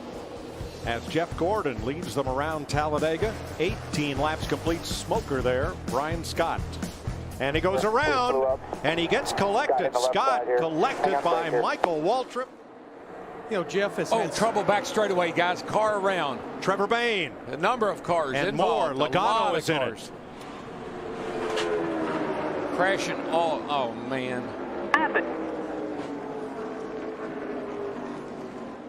You got to. I think that's Tony Stewart down below him. He's got cars on both sides of him. And then Kurt Busch got into Bayne, and into the wall he went. Wow. And once Landon Castle gets sideways to the field, along with Kyle Larson and Greg Biffle, there's nowhere to go. No, and these guys have all told me that these cars in certain situations are really, really loose. Then watch the 27 up here and watch where they go. The 27 goes to the outside. Here comes 41. Up, up, up. Doesn't touch the 6, but that air off of the 41 pushes the 6 loose. The 27 going by on the outside just pulled him around. Here's what Kurt Busch said afterward. I swear that 6 car, every time I'm around him, you never know which way he's going to go. Flames. Stop down here, right here at the fire truck. This next opening. They want him to stop at the opening in the wall because the fire truck is right there. Good call. Now we've got drivers on pit road. The pit road was not closed, so they can go on complete their pit stop. Caution is out, and the fire truck is there right away to come to Austin Dillon's aid. It's the 6th caution flag of the day, and it comes at lap 158. They'll never make it back. And Denny Hamlin goes up there. We got one all the way on the apron spinning. Carl Edwards. Big wreck. Nope. And now there's the wreck.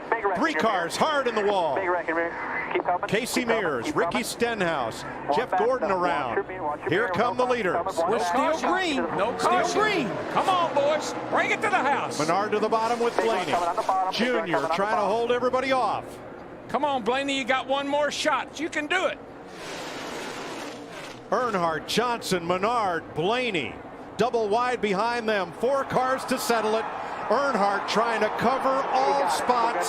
Dale Earnhardt Jr. Checker. You're going to flip over. At speed, it doesn't feel like that. At speed, everything's... Oh, and around we've got cars on the track. Already involved is Kyle Busch. The 16 of Greg Biffle's involved. Looks like Denny Hamlin in the 11. And this is exactly what you didn't want to see as a crew chief, Steve. Cars getting torn up. These are their primary cars. Yeah, I mean, you're kicking yourself now if you're in this crash. Did you really need to be out there? I mean, Kyle Busch coming off his win at Sonoma, gets back to Daytona, involved in an accident early. You see Jamie McMurray. You see Kyle Busch's car here, heavily damaged. I mean, that's definitely going to the backup. Yeah, there's a lot of backups that we're going to be seeing now after this incident. This is exactly what you both were talking about. Running so close. In a race, you would get even closer, but obviously someone got too close. Well, it's the negative. You know, it's plate racing. It's what we see every time we come here. But again, if you want to be good in the race, you have to practice it. It's just a classic case. You see that the 18 and the 2 were running nose to tail. The 18 moved up. The 2 got down. The 18 kind of came across his front bumper, and once he spins, everyone's in a pack. There's 25 cars in a pack. There's nowhere for the 9, for the 11, for the 16, anywhere for those guys to go. Cars got collected in this. Martin Truex Jr. in the 78 up against the wall. Jeff Gordon with a good move. 24 of Gordon stayed right down by the double yellow line, was able to avoid it. Sam Hornish, he comes in here. He's, nothing he can do. I mean, there's nothing he could have done different right there. Yeah, the 18 came down the track. Sam Hornish collects him. Jamie McMurray in the 1 also involved. Martin Truex Jr. landed the wall pretty hard before he got into the 18 as well. But it started with the 18 and the 2. The 2 just behind that 18. And that's the tough part. You're running into such... Flag at Talladega. There'll be a wreck. And around they go. The 38 goes sideways. David Gilliland sideways as they come out of turn number 4. Also involved, the 22 of Logano. The 32. You see right here, the 38's coming down to change lanes. There isn't room. He comes across the front bumper, the 15, spins him to the bottom, and it's the field very tight. You see farther back into the field, the 16 and the 10 get to the back, and the 22 spinners up across the track. And that's what happens in these tight packs. When there's a spin way up in front of the pack, everyone gets out of the gas, and it's so hard when you're only a couple feet apart. Another hard impact there with the 32 and the 38. Start losing laps now. You see him get on the outside of McMurray. He just gets loose. Just got in the corner, got loose, and bounced it up against the wall. Nobody got into him. But you know what?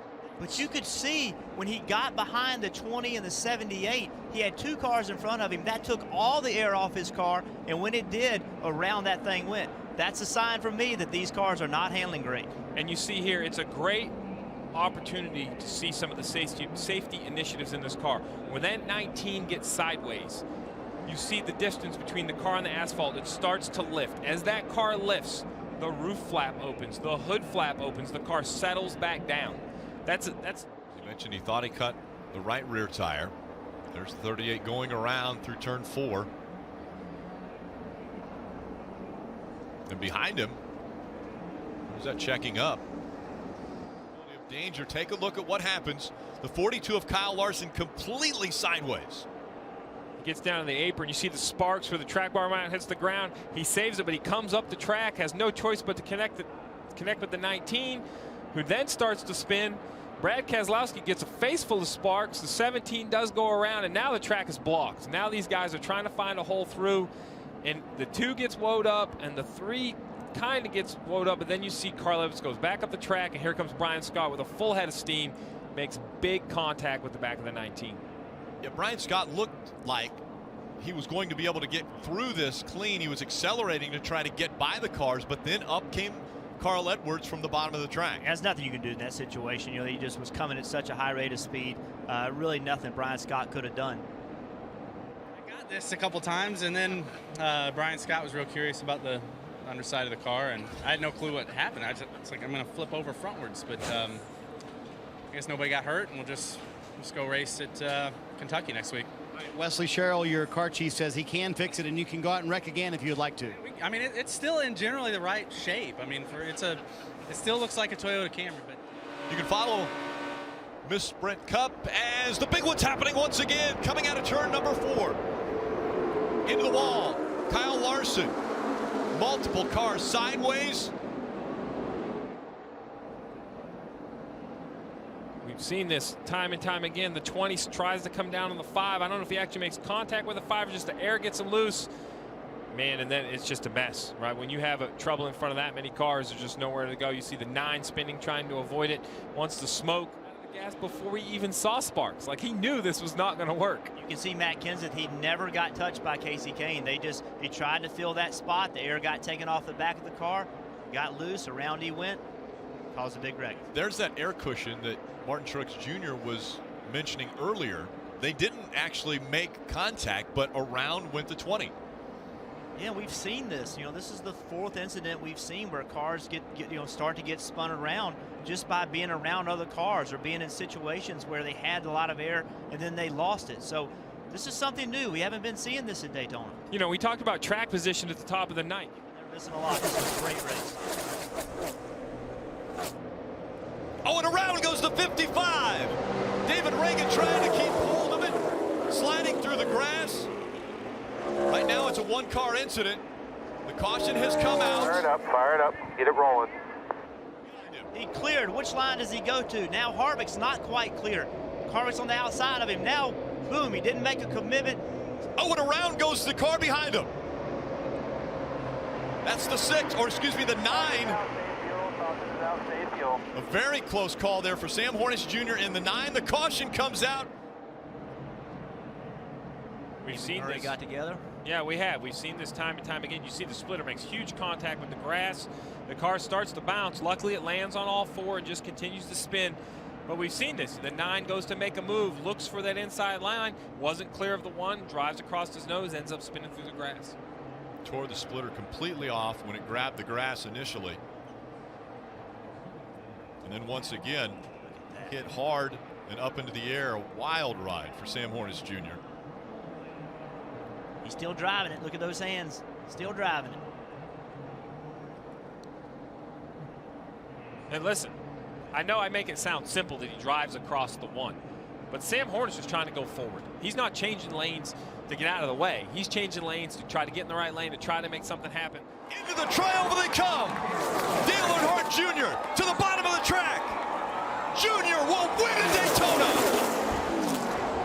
And the big one happens behind them. Oh my God.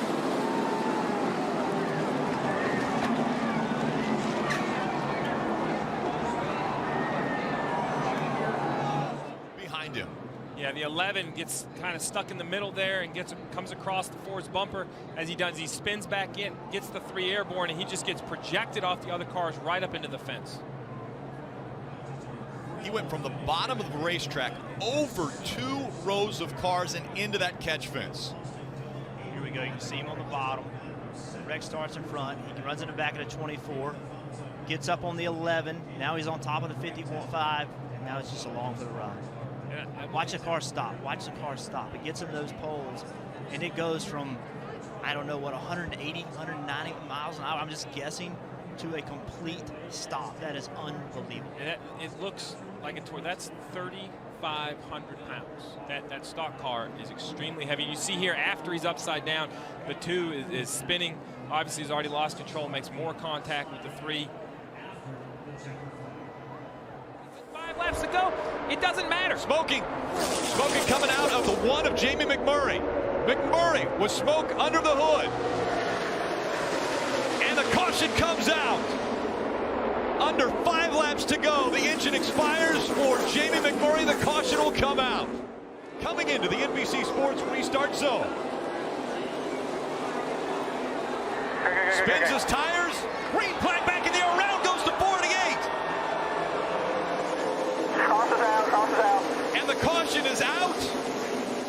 So this was not their first attempt. So look at Jimmy Johnson trying to push Paul Menard. Paul Menard trying to push the 2, Keselowski. Here we come to the restart zone on the bottom of the racetrack. Everybody's starting to bunch up. Everybody wants to push each other. The 78 ended up pushing the 48 so hard he pushes him around, gets him spun out.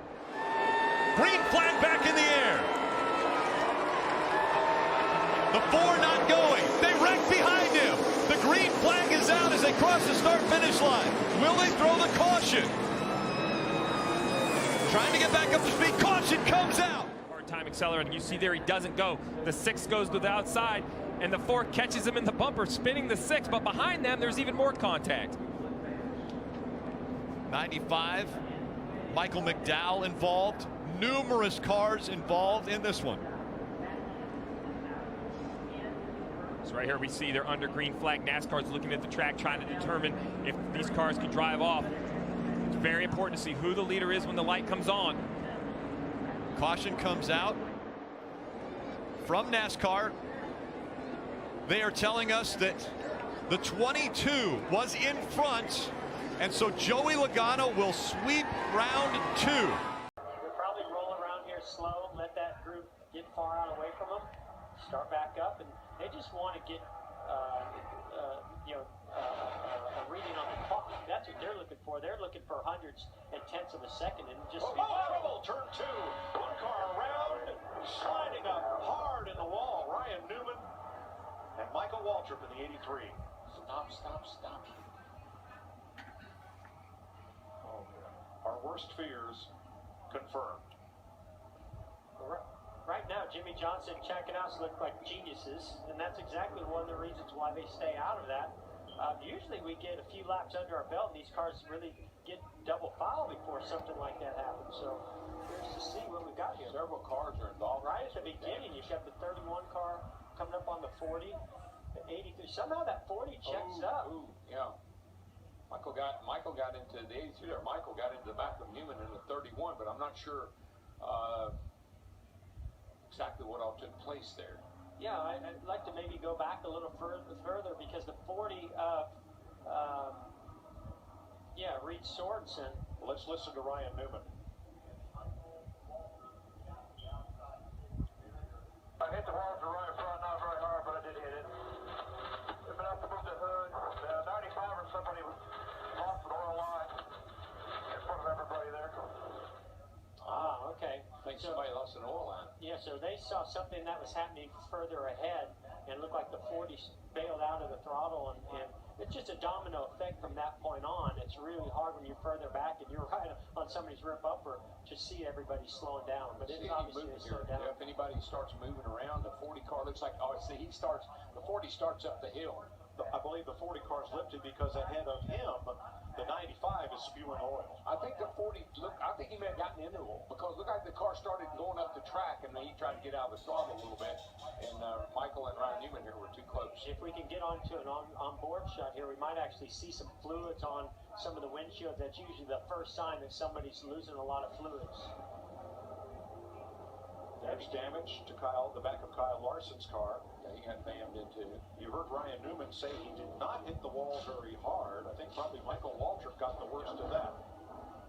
All right, so we listened in on the 95. I don't think it flew up. I think we left something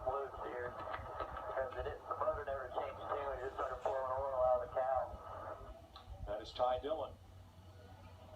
Larry said that he'd get on Earnhardt. Said, "Don't you think about it?" Oh, what's around? Oh, my Big hard in the wall. Oh, that was a hard lick. And that is Brian like another Vickers. right rear tire went down to me. My gosh, that was a hard lick. And it pushed Jimmy up into the 13 just a little bit. Oh, man, and it looked like maybe him and the 13 got together. Then him and maybe Menard got together. Menard may have given Jimmy a little shot and pushed him up into the 13. And that area where Johnson went off is the bus stop chicane for the sports car races here, and it's a grass to asphalt to grass transition. You end up being a farm tractor going through there. It's just a really awkward position to be in. Real tight. Oh, boy, Kyle Larson did a nice job there.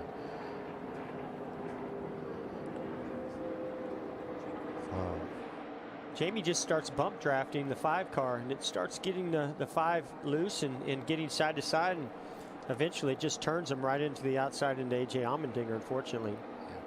You know, I talked about this earlier. It's just really difficult to bump draft these days with the way the bumpers are shaped, and that's the risk that you're going to take, even though you're trying to get that car ahead. Well, when we look at the cars in the corner, think about how close the bumper is in the corner. When it gets on the straightaway, look how high it is. The car gets light back there. And here's what Jamie McMurray had to say. Yeah, almost like that damage he had on the right rear. Oh, there's more something smoke else up going ahead. on the back straight. Big wreck. Big wreck on the back. Holy smoly. Wow, I did not see that. Logano and Edwards running right at the front, and McMurray trying to sneak past. There's Carl Eric Edwards. Almirola, Here's Kyle Busch. Everybody is in Is that there wreck. anybody that didn't crash? Another.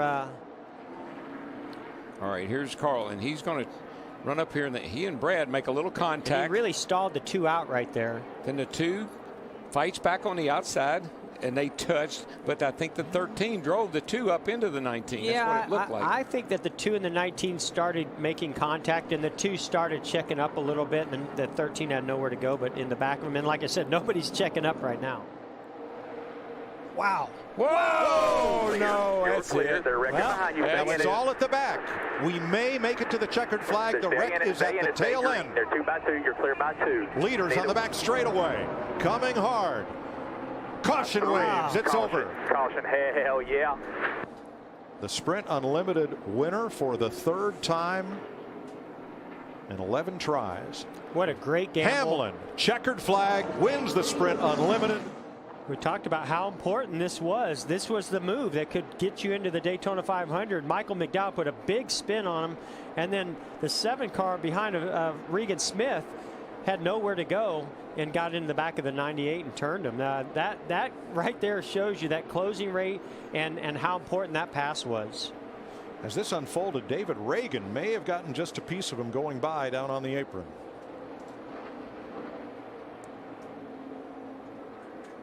Reagan right there. And we saw Brian Scott got a little bit of damage or contact that sent him spinning also. 1 car length. That's the difference. Chevy versus Ford. Spinning goes Brian Scott to the infield, but Dale Earnhardt Jr. will win his dual race for the 2nd year in a row. Whoa, baby. Busch to block, down to the bottom, up to the top. Busch to block. No. Blocking. Yeah. Trash heap. We're enough. Now, this is just a sign of how bad everybody wants to win this race. Jamie McMurray, great restrictor plate driver. He gets a good run, but he doesn't quite get there. And then he moves up to block the 48, who has a good run coming on the outside. They make contact. And here's the results of that.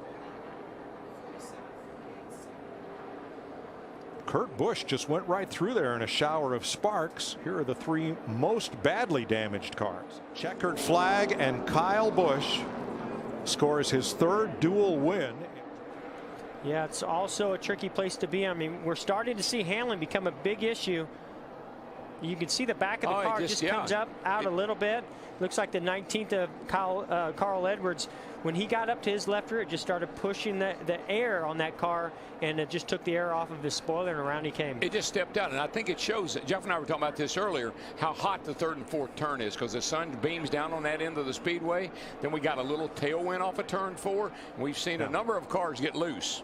Watch this as he gets to the tri-oval grass. Bam. And that blade just digs in. Yep. Just rips the nose right off the car. Here you go. Boom. Oh. Not sure if there was any damage to the front of Carl Edwards, number 19. Let's have a look at Brian Vickers in the 14 in black and orange. Gets a run up on Joey Logano, gets right to his bumper on it. Maybe Joey even had to check up, and when he did that, it just took all the air off of Brian's car and off that rear spoiler, and around it went. Saw the 19 car right there, Carl Edwards. He hit the wall. I really think you're right. What happened was I think Joey's been having to lift off turn 4 there a little bit because the car wasn't handling good, and he just ran up on him. 2 is still up there. The 38 is half of him. 14 right with him. Still out there. Right there, you saw the left front tire just clip the apron. You could tell that as he got close to him, the car started having a little bit of an issue, and then you saw it just clip the apron, and around it went. Here's what Brian Vickers had to say. More speed. Car's handling good. 22 just get the brakes coming out of the corner. That's what I saw. It looked like the 22. I think the car's that loose. I think Joey Logano in the 22 is loose. Oh, trouble. Turn 2 down here, guys. Turn 1 and 2. Big trouble. 2 cars hard into the wall. Chris Buescher, one of those 4 rookies, is all tied up with Matt DiBenedetto.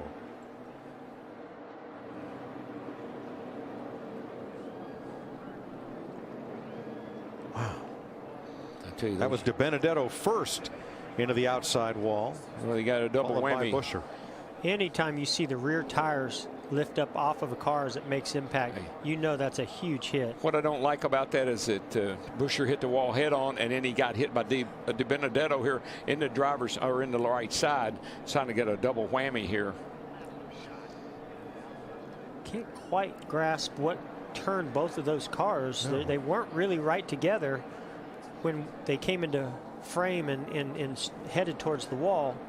Yeah, the old Colonel lost his little. And debris is caused the caution here at lap 119. Fourth caution flag of the day. Not surprised. You can see just tire debris flying everywhere there. Takes a lot of talent to keep that car going at that speed in a straight line. Certainly a lot of damage as you see the carcass of the tire come apart and start tearing up that quarter panel. Going to have a big effect on his race as we move forward.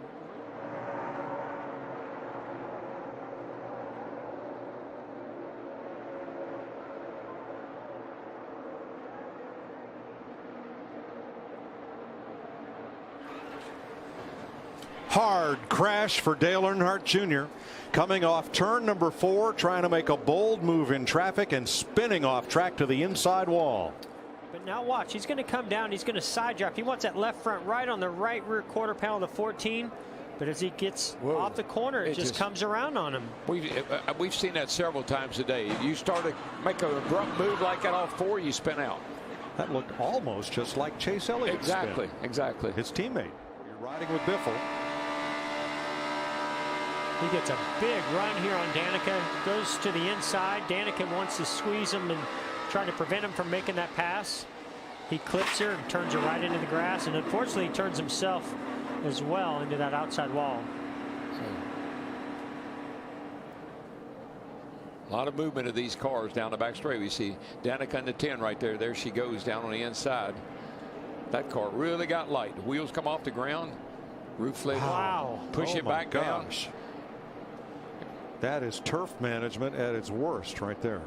Spectacular shot, and she did a great job keeping it going straight, not getting into that inside wall there, causing more damage. He's getting a big push.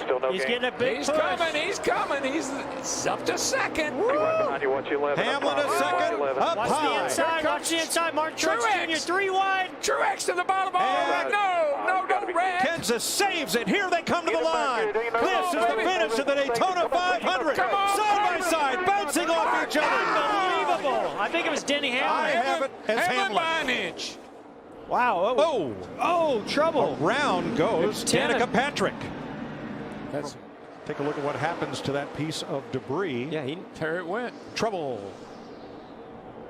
Caution flag, Dale Earnhardt Jr. Brings out the first caution of the day, running nose to tail right here. Got the 2 car to the outside. He's in an awkward position there. Oh, it just comes around. This is just like what happened in Daytona. Same thing at Daytona. The car just comes around on him. Unfortunately, he also gathers up teammate Casey Kane. Kurt Busch on the outside with Chase Elliott and Brad Keselowski. That 20 car is strong, boys. Oh. Whoa, now. Oh. Whoa, Mikey. Whoa, Mikey. Got knocked out of shape. It's not going to be good when he comes out. No. No. Come on, man. Ah! Contact. 2 other cars go around. And it's got the 22 pushing him and get a run. Yeah, the 78 has no choice there. He's being pushed. You know, he wants to hit him as square as possible. Unfortunately, he goes left a little bit there and clips him in the left rear. Yeah, that just sends you off the track. Yeah, it just sends you straight down like that. Michael did everything he could to stay out of those cars that were coming around him. Sideswipe Casey Mears, and he goes into the wall, and Almirola, the blue car, goes around on the bottom. Just going to be, I think, 2 tires on this stop. This car just loose early on in this race, but they did settle it down much better. Straight away. A big hit, and Jimmy Johnson goes spinning. Upside down. Buscher. Oh, man. Chris Buscher on his lid and lands back on his wheels. Caution. Comes up, just brushes Austin Dillon. Turns him into the 35. And Dillon gets into Gilliland. Joey Logano turned the 48. And Buscher goes for a big tumble. I didn't think that thing was going to stop rolling there for a second, DW. Goodness. Remember, this car's been in the garage. They worked on it, repaired it. And Carl Edwards in the 19 had damage from the last caution. Oh, man. He had a tire go down or some kind of a failure there. Yeah, right front. Looked like he had some damage on the right front from that wreck back there. You all right? Up the hill it went. The racetrack. There he comes. Oh, my man. Broke. Something broke. I'm not so sure he didn't just come off a pit road. Chris on the leader. Well, Brad Keselowski's won here. Car to the wall, turn 1 hard. Oh, that's going to be big. Big. Oh, huge wreck. Everybody. They're still running into each other. Newman's on fire. 13 cars got away. The push gets a little side drive from that 27. Just gets him in that left rear. Got him on that left rear. It doesn't take much. Can't do it. You can do that a little bit in the corner where the car's loaded up, but on the straightaway, you got to be real careful. Look like just as the 41 was getting there, the 48, moved just a little bit, and that's all it took. That little bit of contact. Oh boy, Stanley Steamer. Whoa, there's and around she goes into Kenseth. Oh gosh. Up in the air and into the wall hard. Man, Kenseth. Man, I thought he was going to catch the catch fence back there. The way it landed was. I am not believing that. I think somebody makes contact with. McDowell got her in the left rear. Yep. Yeah. And that no, she hit him in the right front. And when that happened, just got air underneath the car. Is anybody left in this race?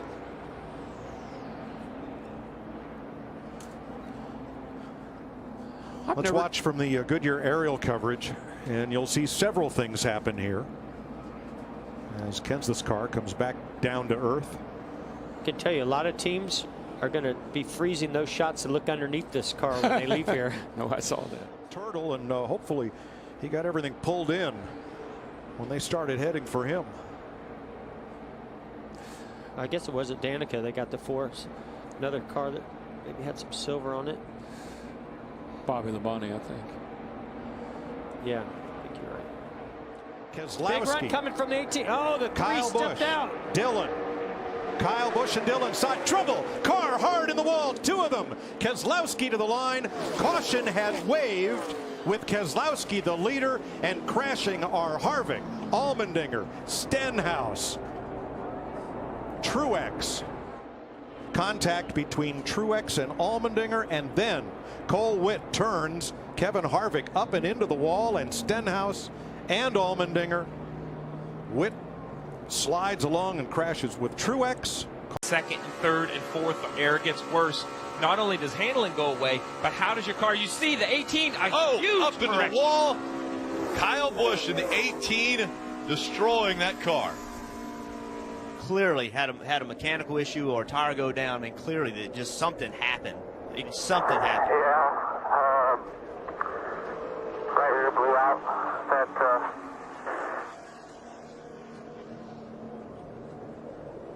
to go wrong in this situation. You see him, he's drafting, everything's normal to watch. See, there was a little puff off the right rear. He had to correct the car, and then he got a little bit too much right rear wheel turned to the right and got it up into the wall. But, you know, when a tire blows like that, it makes such an explosion. It's so loud. It first startles you. It scares you. Then you have to correct the car, and now you're along for the ride. So everybody in the garage just watched that, and they're like, oh, what happened to that tire? Watch the right rear. Couldn't see it in that. Puff, just a little puff. That's when it blew out. And such hard contact, too. So thankful for the safer barriers. Absolutely. The fact that there's some styrofoam in there that absorbs some of that hit, but still the damage to that car. Watch this view.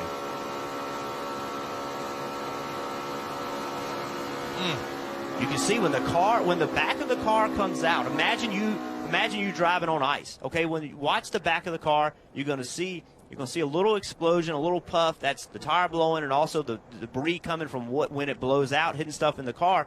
Right. There it goes. The tire's down. Now the back of the car goes right. You have to turn the car to the right, or it's going to spin out. You turn it to the right. Now you don't have a right rear on the car. That little bit of right wheel input made the car turn right. But that's what you have to do as a driver. And again, it's when you make those calculations as a driver. Caution is out. Race. We've talked about Brian Keselowski being proficient at restrictor plate racing. 4 wins, and we've got trouble behind him, Rick. Around they go. Yeah, stay down, go up. It looked like it was Eric Almirola that was the first to go sideways, and then collecting numerous cars behind him. He comes down and gets onto the left front. It's on from there. I mean, we talked about it earlier. As soon as somebody makes a mistake and you're in this big pack of cars, you're going to take a lot of people with you. It's just how it happens. Some of these cars riding around the back actually got in the wreck as well. So, and a bump there by the 48. The back bumper of Jamie McMurray. 78 of Martin Truex Jr. caught up. Danica Patrick also. Dale Earnhardt Jr. in the 88. Brian Scott up on the hood of the 4 of Kevin Harvick. Chris Buescher, 23-year-old out of Prosper, Texas, was involved.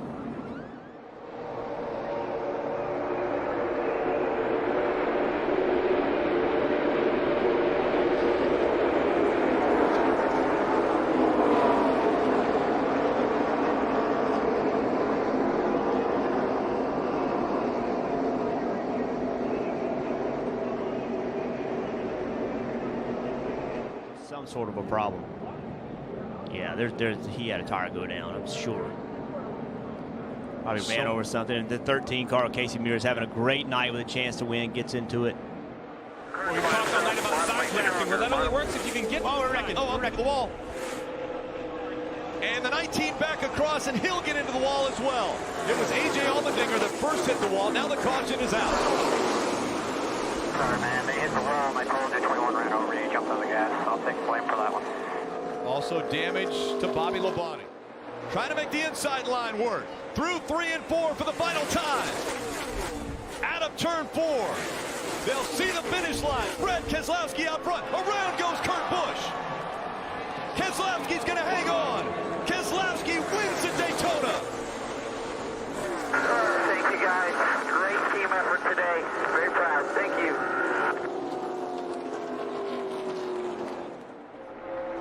We saw it just moments ago. And around goes the 16. The 83 falling up to the wall. 3 of them into the wall as it came out of 4.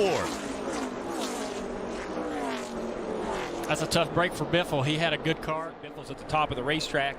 And he's kind of down half a lane. Jeffrey Earnhardt's in the middle, gets in the left rear quarter panel, sends a 16 spinning, collects the 13 of Casey Mears. As we talked all week long, the 13 of Casey Mears not doing anything wrong. They crash and come right in front of him. It almost looked like the 16 maybe was going to... Oil temperature.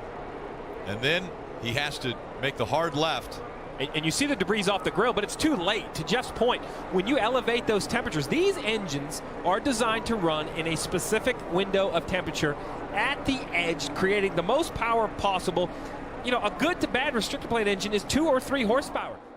He falls in right in front of the 24 of Chase Elliott. Around they go behind Elliott. It was the 5 of Casey Kane. He spun, the caution comes out. 2 wide cars. You see the 5 of Casey Kane, he's 3 wide, and it looks like he just loses it. Like either he has a tire go down or the air caught him off guard, but the 5 spinning. It's hard to tell if the right side tires have air in them at this point, but without a doubt, I didn't see any contact. The 5 just spun out basically on his own. Logano with the advantage. He moves down to the double yellow line. And the 88 gets and around goes the 88. Alex Bowman slides into the infield. The caution comes out. There will be overtime. Bowman was running second in that bottom line and may have had some help from behind him. Well, Jeff, you've mentioned before how that bottom line of the tri-oval has less banking. Here's a great view. Oh, he's coming around well before the 41 ever gets there. So you mentioned it, Steve. That bottom lane in the tri-oval, the very bottom lane where the 24 car is right now, there is less banking in the tri-oval. A long ways back to the checkered flag. 3 and 4 wide, fighting for position.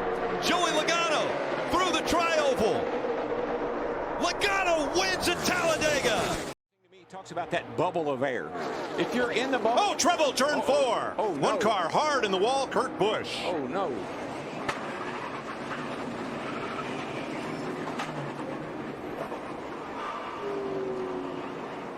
Kurt looked like he...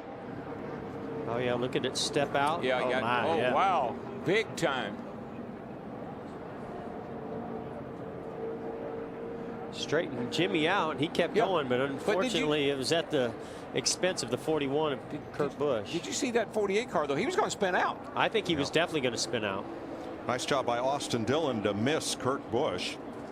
Going away a little bit. Is it easier to run up high? Oh, no. trouble. One car slides Again. to the inside. It's Johnson for the second time. And that just snapped around. Will likely put him out of this race for the 6th straight year. Oh, yeah. You got to think now that he's probably got a lot of wheel in it. Just steps out. Yeah, It's just all by itself. And you know, when you've got your teammate outside of you, the last guy you want to get into is your teammate. So you could tell he was really trying to keep it off the 24 of Chase Elliott, and around it came. But listen, guys, everything's happening off turn 4. Everything seems to happen off that turn. Make a fight of it. Boy, there's a little Logano making a move to the outside. I'll tell you what, the Jamie McMurray and that 42 car of Kyle Larson and that 78 car, they have been pushing and banging on each other. Woo! We know the one car doesn't have tires. Trouble, turn 3. Yep. One car up in the wall. Truex. So he made there was a late move there going into turn 3, and there was contact. Like Busch, or did he get into that? He was involved. As the caution waves yet again. They were just Harvick behind him. Harvick goes to the bottom. Truex comes down across the nose. He just wasn't clear of the 42. Yeah. But that's where the action was. I mean, there was some movement right there that was a little bit suspicious to me. And he catches Buescher.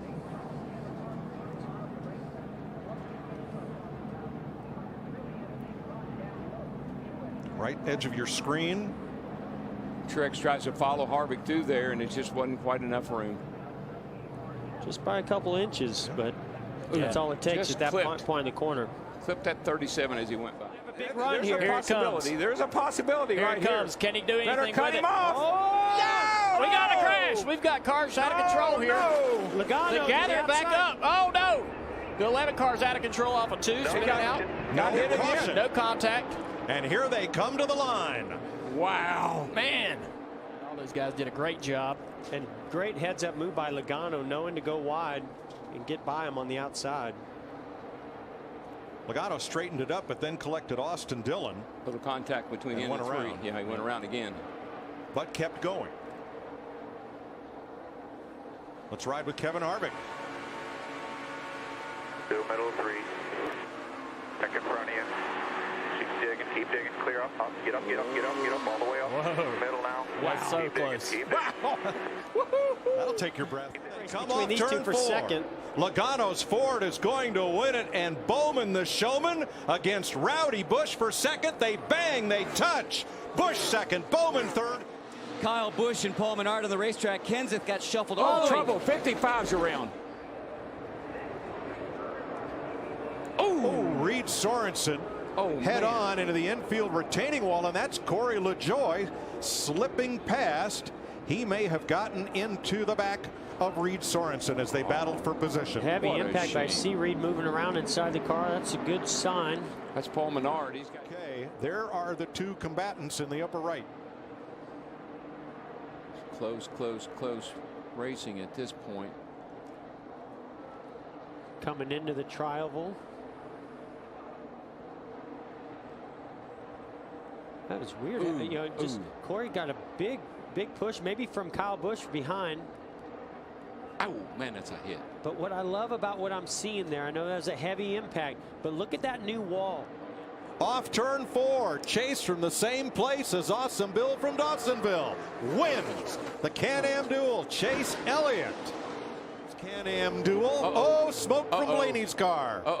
Did he get in the wall or what? I think he may have. Eric Jones, the rookie. Oh, man, that's a shame. He was doing an awesome job. Smoke abating there, but here's David Reagan coming right up behind him. Bam, bam. Oh, that's actually the 48. Yeah, a lot of contact. Woo. And then the 5 just shot by those guys. The 21. I think there's damage to the left rear. He's got a tire going down. Yeah. They just saw rubber flying out from under it. He's coming to the pit. So you can see the 48 side drafting. As the 38 comes up here, it looks like he gets in the quarter panel of the 48, turns him into the 21. Exactly. There's some contact on the comments. I've never heard Chad Cannell's in a situation like this. It's down. Yeah. Right front's down. You saw the sparks. Come on, yeah. Caution for Jimmy Johnson. His speed week has not gone well. 2 spins in the clash. And now this collision. The good news here is he was right up against the wall when it went down. So off turn 4, here they come to the stripe. Denny Hamlin for the win. He just misjudges the speed here. He doesn't get it wound down he's enough. coming hot, but he coming tries hot. to avoid Clint Boyer, which Clint's thankful of, but unfortunately it loads over in the left rear and he just can't keep it under control. Noses into the outside. All green flag stops. Whoa, Kyle Busch is around. Big wreck. Wow. There's Dale Jr. got involved. Oh, Junior's in it, and Matt Kent's is. And Ty Dillon and Eric Jones are all piled up in turn 3. What the heck happened? The 18 just turned around. I don't know if he got himself in a unique position or the car got loose right there going in the corner or he had a tire going down, but it just turned around in front of everybody. Kyle Busch. All by himself. Boy. Oh, it just turned. I mean, that has to be a tire. There's no way that car just jumped around like that without something happening to it. I mean, he just lost. A little dicey down the back straightaway. Cars get a little bit loose and crazy as they get the end of the back straightaway. I mean, do they think it's 10 to go? Trouble. Here we go. Here we go. Jimmy Johnson got turned, and they pile up behind him. 14:48. I mean, the whole crowd. There's a 10. Wow. Jimmy Johnson outside, second row. Oh, they got 4 wide. What happened was the 1 car, he snuck to the outside of the 48 getting into turn 3, and the 6 tried to go to the inside. Just not enough room to make it 4 wide right there. And Mike, I know you won't. The cars are the most difficult to hang on to at the end of that back straightaway. They're light right there. Any touch, any move can spin you out. I got you. I've not only seen this, I've been a part of this. Jamie McMurray pulls this move a lot. He sticks his nose just right there on your right rear quarter panel, nudges his way in there and makes some great moves, but it is very. Jimmy Johnson and Trevor Bayne. You can already see the 6 is poking his nose in there to make it 3 wide. McMurray's got a big run off of turn 2, giving him a nice shove down the back straightaway. You see the momentum going forward. Now, look, Jimmy just barely clears the 6 as the 1 makes a little contact. When that happens, it shoves Jimmy a little bit to the left. 1 starts to go to the outside. There's just no room to go 4 wide as the nose of the 6 with Trevor Bayne was inside the 48. Big impact right there. DJ Kennington getting into Jimmy Johnson as well. I think Johnson's car was just in a position where it was absolutely, if he touched it, it was going to spin out. You can see Jamie's pushing him, and as he gets an opportunity to go the outside, he takes it. And at least 16 cars are piled up in turn 3. Today, but it seems that maybe it swung his way at this point. And trouble, big one, turn Mike. 4. 3 cars spin down to the inside trying to save it and stay off the wall, and Stenhouse, Bayne cannot. They impact the inside.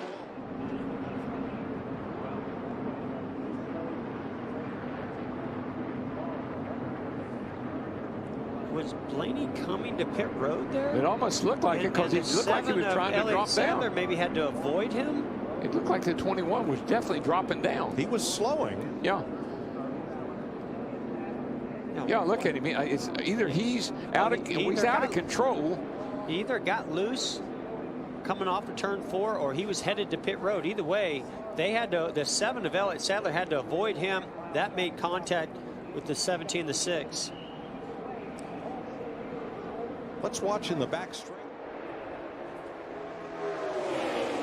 On the inside, excuse me, that's Cage. Big trouble. But did they not wreck? No, they're wrecking. Suarez to the inside along with Newman. Cars piling up to the outside and all the way across the track. In front of him. Oh, he tries to go to the inside, make it 3 wide. Yeah. Gets to the left rear bumper of the 24 of Chase Elliott, turns him down into, I think that's Michael McDowell, and that just starts a chain reaction. Boy, McMurray's just super aggressive. I don't think those Hendrick teammates are going to be real happy with him. Wow. Oh, goodness. This is amazing. Right. This is amazing. McMurray into the back of, Chase Elliott. Yeah. So McMurray's going to try to go 3 wide, and there isn't any room. Guys, one of the things that happens when you're pushing somebody, you're in control of their car. And what that does is create an opportunity for you to jump inside or outside of them. And it works sometimes, but man, is it risky. You never know if you're going to be able to get inside or if they're going to block you. And that's exactly what happened. He kind of got Chase a little bit out of shape. He went to go inside there, and Chase, I don't think he had anything he could do. It just almost turned him. Well, when the cars come shooting across to the inside of the track, watch this 31 of Newman do a whole lot of agricultural racing right here. Wow. Like snow plows. Jeff caved in. Yeah, he just had no idea that Chase Elliott had a big run on the outside. Trying to lock it down, but scrubbing off speed is difficult until you get there. That'll slow you down.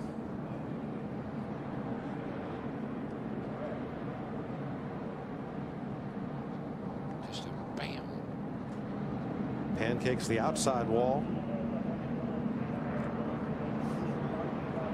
Brendan Gaughan actually missed him, but then spun trying to regain control.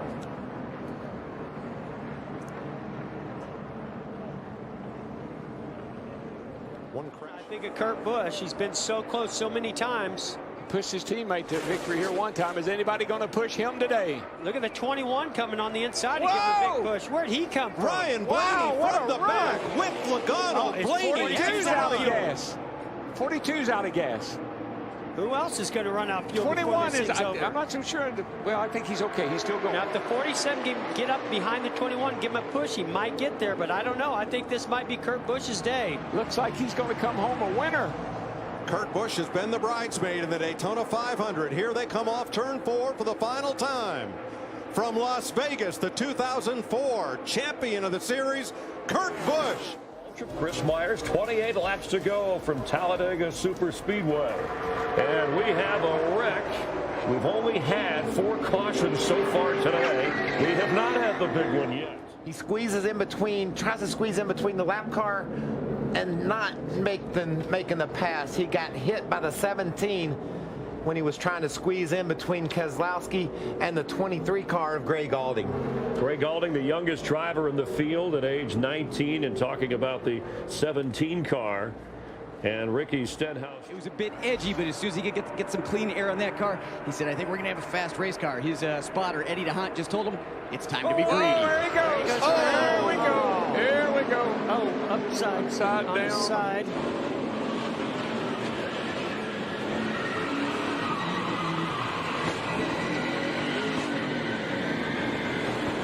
Well, AJ, that was a humdinger. Yes, it was, and that's there he is upside down, and I hope he's all right. I see him moving around in there. Yeah, you just see AJ. He gets up against the 24 here. He's pushing him, and he just gets over to the left hand side here, and you can't push over there. Even got him himself. He was, it was not something that was intentional. He was just trying to push and help, but it actually even got A.J. Allmendinger turned around as also. Wow, look at big Danica. impact by Danica That was into that inside wall. Heck of a lick. Didn't that happen to her at Daytona where she got into the inside wall and hit hard where a wall jutted out like that? Now see, I think Chase Elliott was he already had his hands full prior to that. He was trying to get it gathered up, and then AJ came off his rear bumper and then made contact with him again. Also, Logano went for a heck of a ride there. A couple big impacts. Keselowski's up in there. Minor damage for Kevin Harvick. And here is the initial contact. You see Chase's car yawed out just a tiny bit in the corner. They got him loose. That's all it takes. That's the one. He was going to save it until that last little bump. I was just going to say, AJ, just be a little patient here. We got a little ways to go yet, and you got a pretty good car. Wow. In a moment. This is amazing footage, folks. Incredible camera work. Just remember, there's a driver in every one of those cars. Watch it. Well, that's a long, slow roll for Allmendinger. And look, both those cars end up pretty much together along with the mess that was Logano's car and Michael McDowell's. Harvick had damage in that, so did Trevor Bayne, Eric Jones, Matt Kenseth, all involved. And as a driver, I've been upside down at Daytona one time and slid on my roof just like that, with sparks flying, and I was just hoping at the last second it was going to roll back over so I could get out. But AJ's didn't do that. He was stuck upside down. Not a comforting feeling. That oil tank is right behind you. It's very possible for oil to start leaking out. You want to get out of there as fast as you can. Looks like there were only about a dozen cars who had a chance to evade to the inside and not get any damage in this.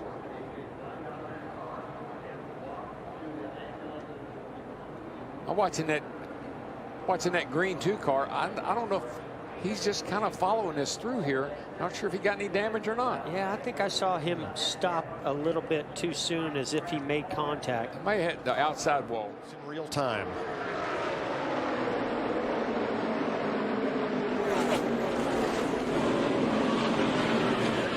Wow. Talladega.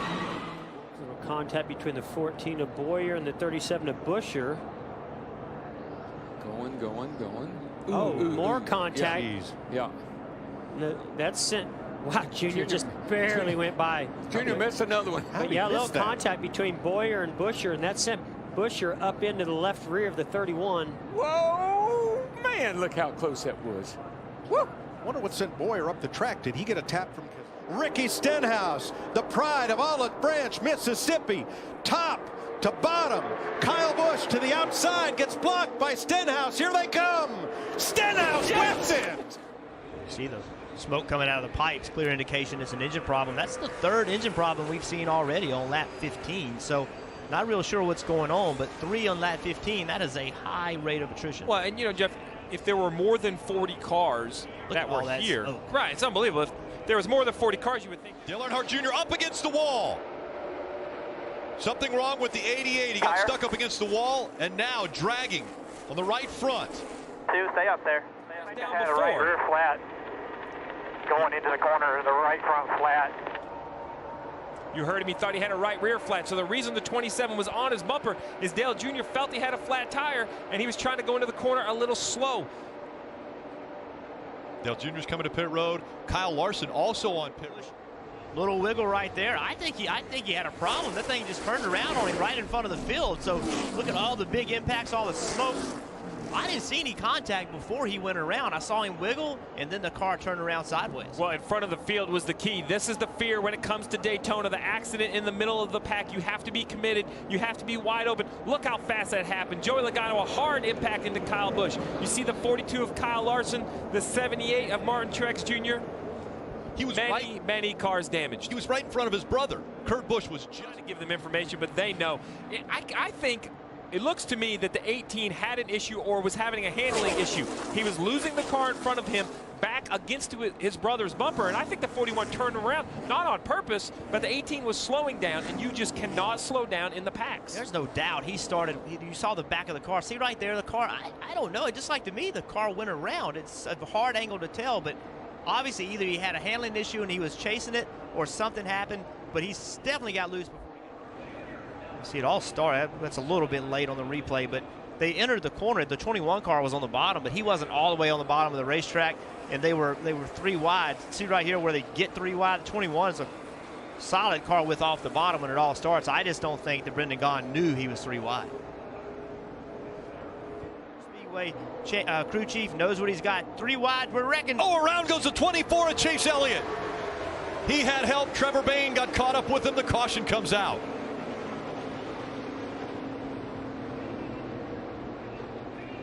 Damage to the left. You see right here,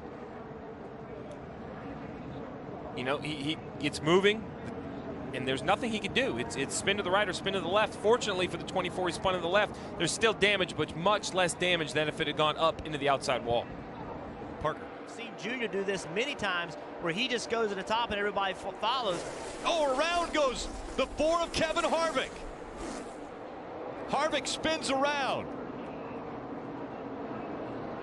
Dale Earnhardt Jr. is involved. Brad Keselowski involved. Smoke coming out of the 32 of Matt DiBenedetto. I blew a tire, I'm fine. 190 mile an hour. See the 4-car wiggle, turns around quickly right in front of her. No, nothing anybody can do. All the smoke, can't see. Hope you get through it. I'm amazed more cars aren't in an accident like that, Rick, as tidily as they're bunched. They're going to be able to come to pit road. This also helps everyone else, though, as we see the 2 go around. Yeah, spectacular spin right here. Obviously, he did have a tire going down. Slides up the racetrack, makes contact with the wall, and he's taking the hard left-hand turn back to Wallace Jr. 1, 2, 3.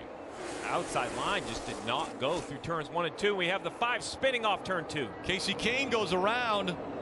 If he stays off the wall, nope, we're not going to stay green. The caution comes out right away. All right, you're good. Just get her back. Corner exit as we see the 32 with a flat tire. Yeah, smoke coming out of the 32. He's going to try to stay up and out of anyone's way. The caution now comes out. You're cleared down. Just hang on to it. You're clear. 24 years old. We just saw Casey Kane and Matt Kenseth. They had trouble. They both got shuffled to the back. Little wiggle out of the 48. That allows A.J. Allmendinger in the 47 to make the move. He'll get past Jimmy Johnson. And now, falling back just a bit in that inside line, the 17 of Ricky Stenhouse Jr. Look at the hands on A.J. Allmendinger. Up in the air goes the 42 of Kyle Larson. Caution comes out. And another contact. Matt Kenseth hits. The 1 of Jamie McMurray flying down pit road.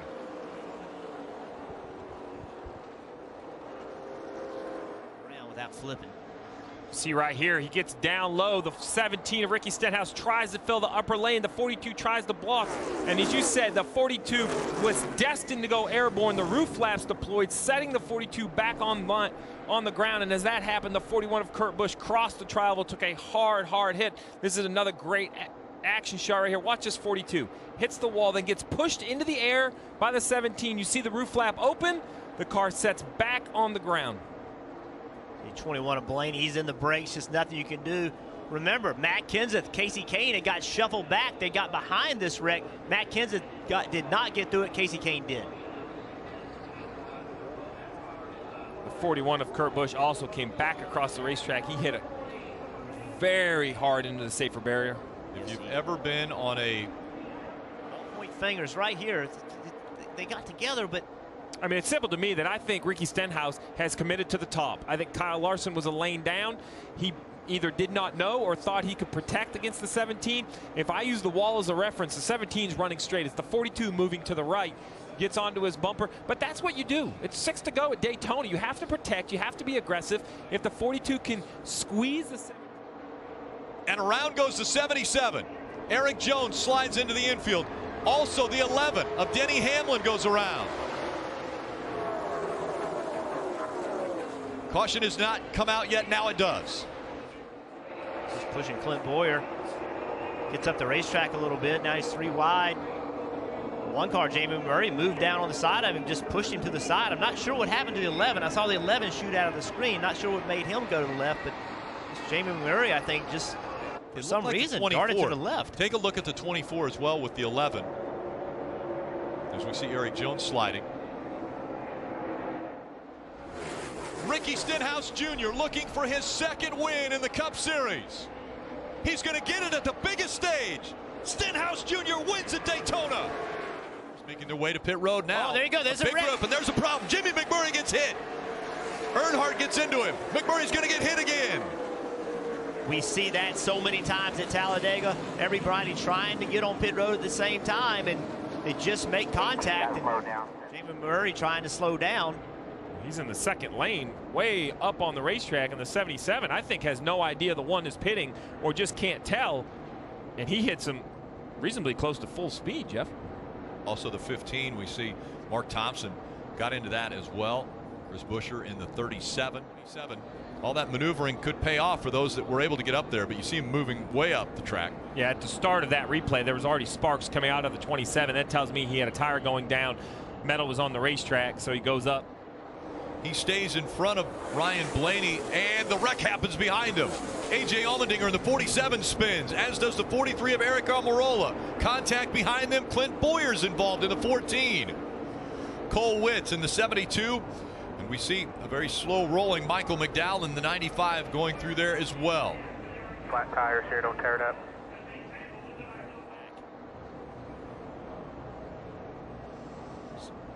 Not enough space for those cars. Michael McDowell trying to make it through the middle. Cole Witt, I just don't think saw him.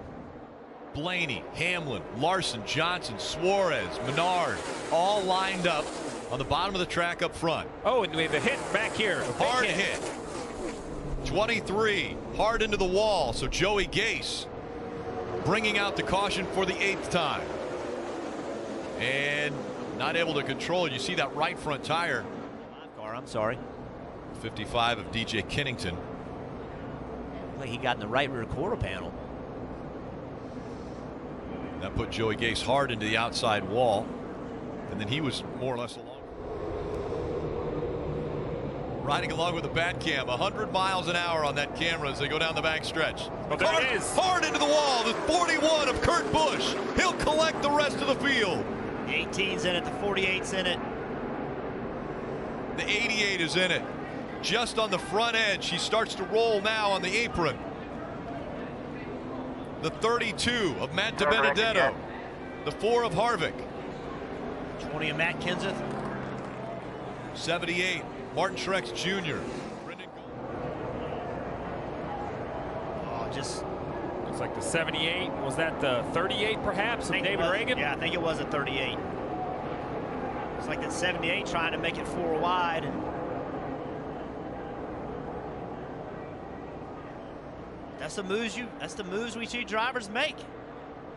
Late in the race, you can see right there the 78 trying to get on the outside. And this is what we talked about all week. Why do the playoff drivers fear Talladega? Because of this. Every one of these drivers, the 18 of Kyle Busch, the 17 of Ricky Stenhouse Jr., the 48 of Jimmy Johnson, you see heavy contact there as well. 4 of Kevin Harvick. They have to be in the middle of this pack. They have to fight for the points. That's why those stages are so important. Think about the points that were gained by Keselowski, Blaney, even Johnson. He got 10 points in over the stages. That's going to take a little of the sting away from this accident because this has eliminated all of these race cars. And this is back-to-back weeks for the 18 of Kyle Busch to have a wrecked car. Big hits. And think about that. Everyone had Kyle Busch, Martin Truex Jr. automatically in Miami. Suarez back up there. Big wreck behind them. Logano gets in it. Wreck it behind you. Trevor Bayne also involved. Ryan Blaney in the 21. Big hit for him again.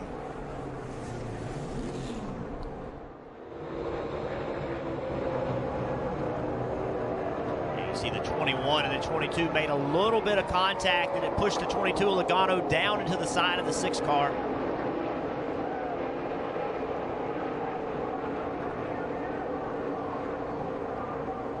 Gone in the 75, made contact as well. So right here, just made contact, or the air just moved them, but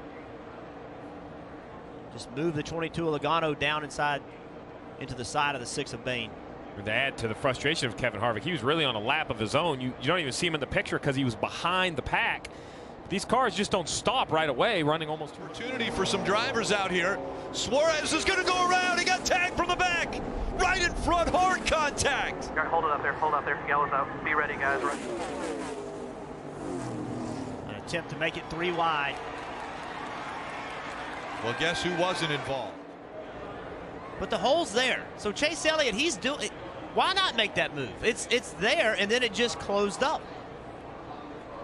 Well, this is what we talk about. How aggressive do you want to be? If you're not going to go for that hole, then you're not. One of the fastest cars all day long is going to emerge out of this wreck with the lead, Keselowski. But right here, you can see the 24 never changed lanes. He stayed straight. The 19 came down just a touch. When you're going into a hole that's just only big enough to get a car in, if anybody moves a matter of inches, you make contact. Through the trail will they go. Keselowski's going to win at Talladega.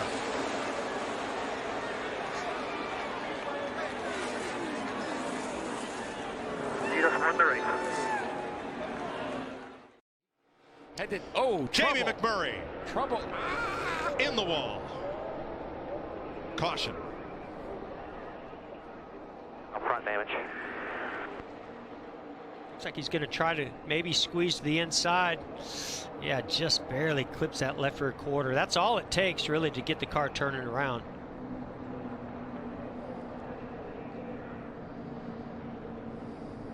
Hard to say if Kurt Busch's car got a little bit tight as he got there and it just wouldn't pull down and get all the way underneath Jamie McMurray, or... I almost think the air. I mean, I'm looking at the left rear corner of that one car right there. I don't see any wheel mark or anything. It's almost like the air pushed him around like he was a little loose and it just turned him. Yeah, if they touched, it was barely. Now here comes a push from the 42. Watch that. Go to the 41. Push the 41. He's got to run on the 48. Jimmy Johnson. I think. Oh, Johnson gets turned. Not again. Kyle Busch into Larson into Johnson. And for what, the 7th year in a row, Jimmy Johnson will crash out of the clash. And now you've got the 42, and I believe the 18 is behind the 42. So he comes up to Jimmy Johnson, Bam. gives him a little shove, and that just turns him. Turned him. And, you know, the front nose on these Camaros is very pointed and doesn't really line up great to the rear bumper, even of other Camaros. That's going to be something we're going to have to keep an eye on through speed weeks. That was a pretty hard shot he gave. You know, that was almost, it was harder than a bump. Checkered flag. Brad Keselowski from last to first. He is on the right side of the screen. See what happens here. Jimmy drops out of line after they come through the trial. Well, he realizes he has a problem. It looked like the car got pretty loose right there. As he moves down, I believe he blows a left rear tire, sends him into Eric Almirola. Daniel Suarez has to avoid him, spins to the infield. I think other than some tires, Daniel might be okay. Heavy damage to the 48 of Jimmy Johnson. In any kind of conditions, I just wonder if maybe there was a rub on that left rear fender. Here's Jimmy Johnson's radio. I just don't any tire rubs or anything. Really too flat. All right. Well, we'll get the backup up. All right, bud. Thanks, man. Sorry. Now, clearly in that view, the left rear was down. Daniel Suarez has made a pit stop and continues. They're wrecking. 24's around. Oh, no. William Byron, the rookie. Hold her down. Stenhouse jumped out to make a move. 17. I don't know if that... Boy, Stenhouse was... Yeah, he did get the nose, and there's a lot of...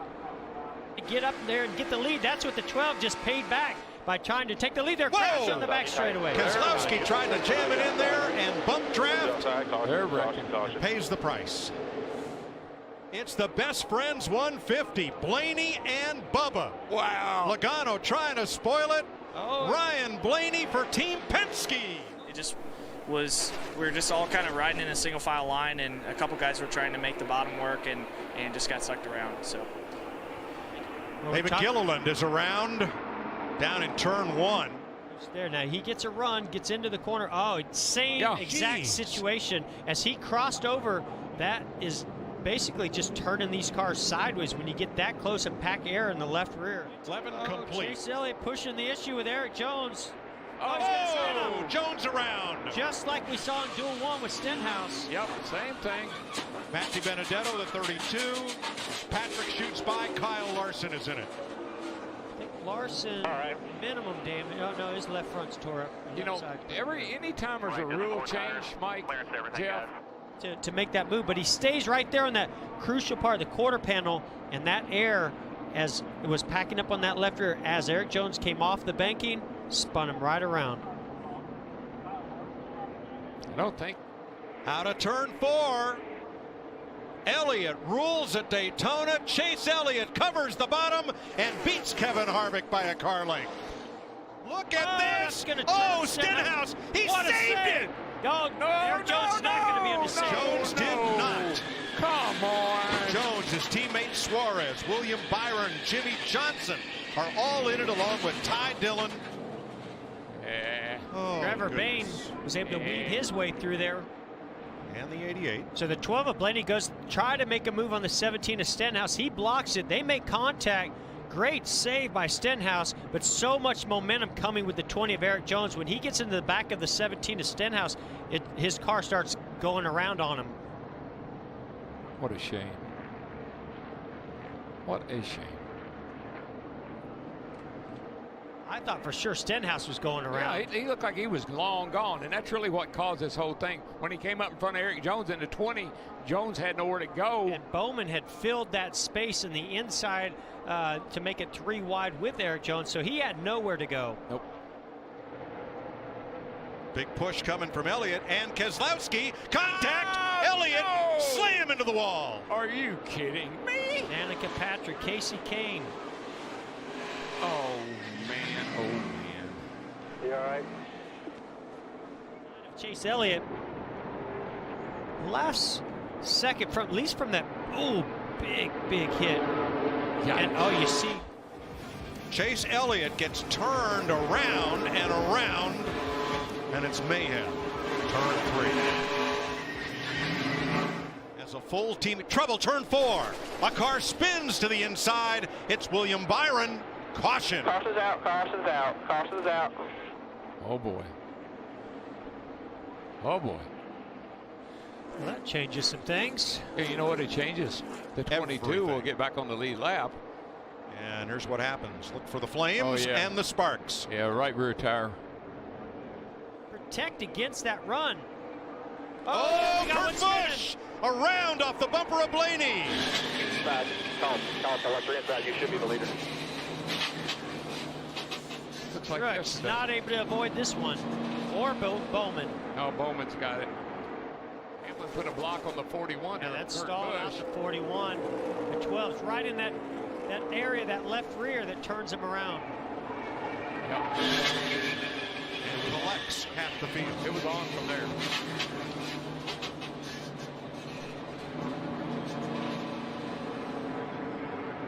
It has become the war of attrition 500.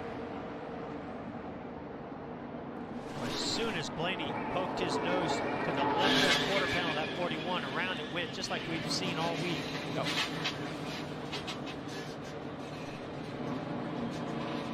Let's watch from the rear bumper. Almirola up to cover. Dillon, where will he go? Gonna get there. Oh, into Almirola. Around he goes. Good. Hang on to it, bud. Hang on to it.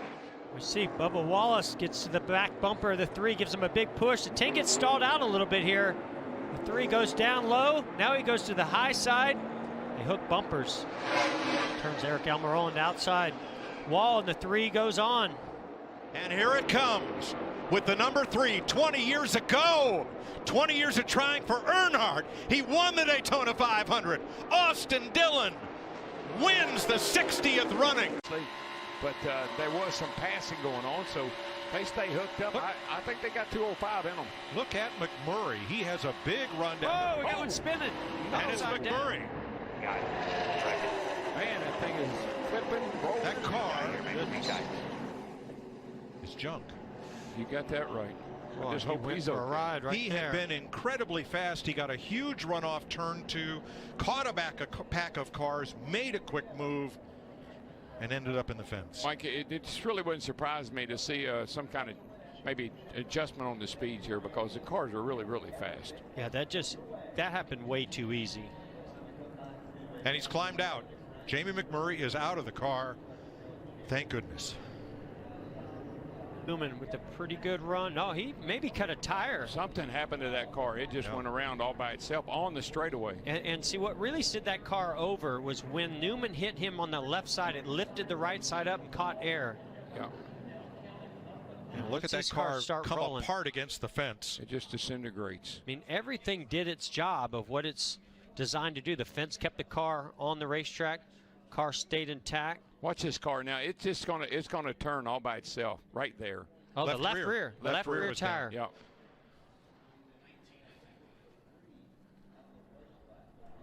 Right over the top of Newman's car. Yeah. Newman and Ty Dillon both with a good bit of damage. And Mike, the two fastest cars, the 1 and the 13, were both involved in that accident. That's right. Now watch the left rear on the number 1. Yeah, you can see it start to turn sideways. He's trying to adjust to keep it going straight. But once he turns back to the right, the back end just has no grip to keep it going in a straight line. Now see, I think the car's fine. Started to lift a tiny bit, and then contact from the 31. Yeah. When that right side started to come up just that little wee bit, and then the 31 hit him in the left side, it just flipped him over. But I think that's what NASCAR is going to be looking at, is that right side came up a tiny bit and caught a little air, even just before the 31 made contact. And that goes back to what you were saying, DW, about how fast these cars are right now. They're just blazingly fast. Ty Dillon. Keep going middle, check up below. Looks like he checked up, got hit from behind. Yep. Who's that rolling back there, Ty? One. You flip big, arch just torn up. Get it back. Ty had done our Fox Procast, was happy he had won the first practice session. Pretty now amazing that car's from our pretty torn visor up. camera. Well, thank goodness, look, there's safer barriers right there. He kind of goes above them a little bit, but nonetheless, safer barrier there in this situation. And a lot of reinforcing in that catch fence to keep that car contained and on the track surface, and all of that infield area has now been paved. This is riding for Kevin Harvick. You could almost see that left rear starting to go a little bit low right there. We got a wreck behind you, one down the road. Big wreck, flip it. You know, the thing that's scary as a driver in that situation. Daniel Suarez also involved. Apparently he was the car that made contact with Ty Dillon. And I mean, all 4 of those cars were right at the top of the practice speeds. Yes, sir. Sure. And Jamie McMurray cuts a left rear tire, spins sideways, the car starts to lift, and then Ryan Newman gets underneath and sends him into the air. He's been released from the care center. Here's Vince. Well, and the best news, Mike, is of the Great American Race. Eric Jones up into Jamie McMurray, who collects Trevor Bayne in the 6, and it's on. Oh, hard Bayne, left side hit. He gets involved in this. It almost looked like his wreck from Friday. Starts off that way. Right across into Truex.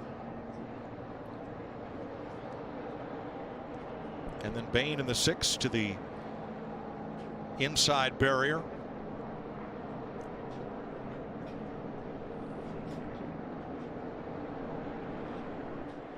And 48. Oh, they're spinning. Oh, Menard up and into Boyer, into the wall. Gets collected by McDowell. Oh, no. Keselowski crashes, and more cars are littered at the bottom of the racetrack. Guys, I think that somebody may have gotten loose, got either into Jimmy Johnson or his car got loose and came down. Here comes Jimmy through the middle of the melee. And not sure Jimmy has much damage. How about the 18? 2 is crashed. Certainly does.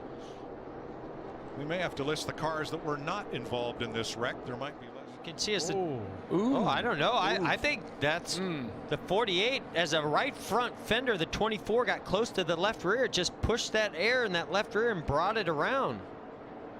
Oh, Ray Gaulding shoots the middle and makes it. Wow. And they just keep piling up. Wow. Unbelievable. You see Bubba there on the right of the screen. Don't think he hit anything. So you see the 24 starts coming up. Look, it just seems like the air changed and allowed that 48 to just get loose. Yeah, the 48 and the 24. I think the 24 may have gotten on the brakes and that caused his car to get loose. But I don't know what happened to Johnson. That thing just turned sideways. And I've seen that time and time again up there in turn 3. Casey Kane shoots through the black car with the yellow number on top. I wonder if that wind direction over there has some kind of effect on the aerodynamics. Yeah, I got hit in the left rear. I don't know how I spun. What happened there? But that's what it feels like. You've been hit, and the way that car, you would never expect the car to get sideways and lose control in the middle of the corner when it's loaded up in the banking. I've just seen that time and time again, particularly in the 3rd and 4th turn. The car's just get to the left rear of Jimmy Johnson as he comes up the racetrack. It just turns the 48, and I think it's because that air is deflecting over to the left rear, causing it to get loose. Yeah, these cars they have so much side force, those big flat sides, that when you start to disturb the air around those flat sides, the car gets out of control. I think that's what we're seeing. I think the wind's affecting a little bit. Air from the other cars a little bit. Everybody on their feet. Logano's going to go top to bottom to keep Kurt Busch at bay, and Joey Logano wins Talladega. Uncontrolled tire for the 70, and around goes the 21. Paul Menard up in the air, but he keeps it down on the wheels.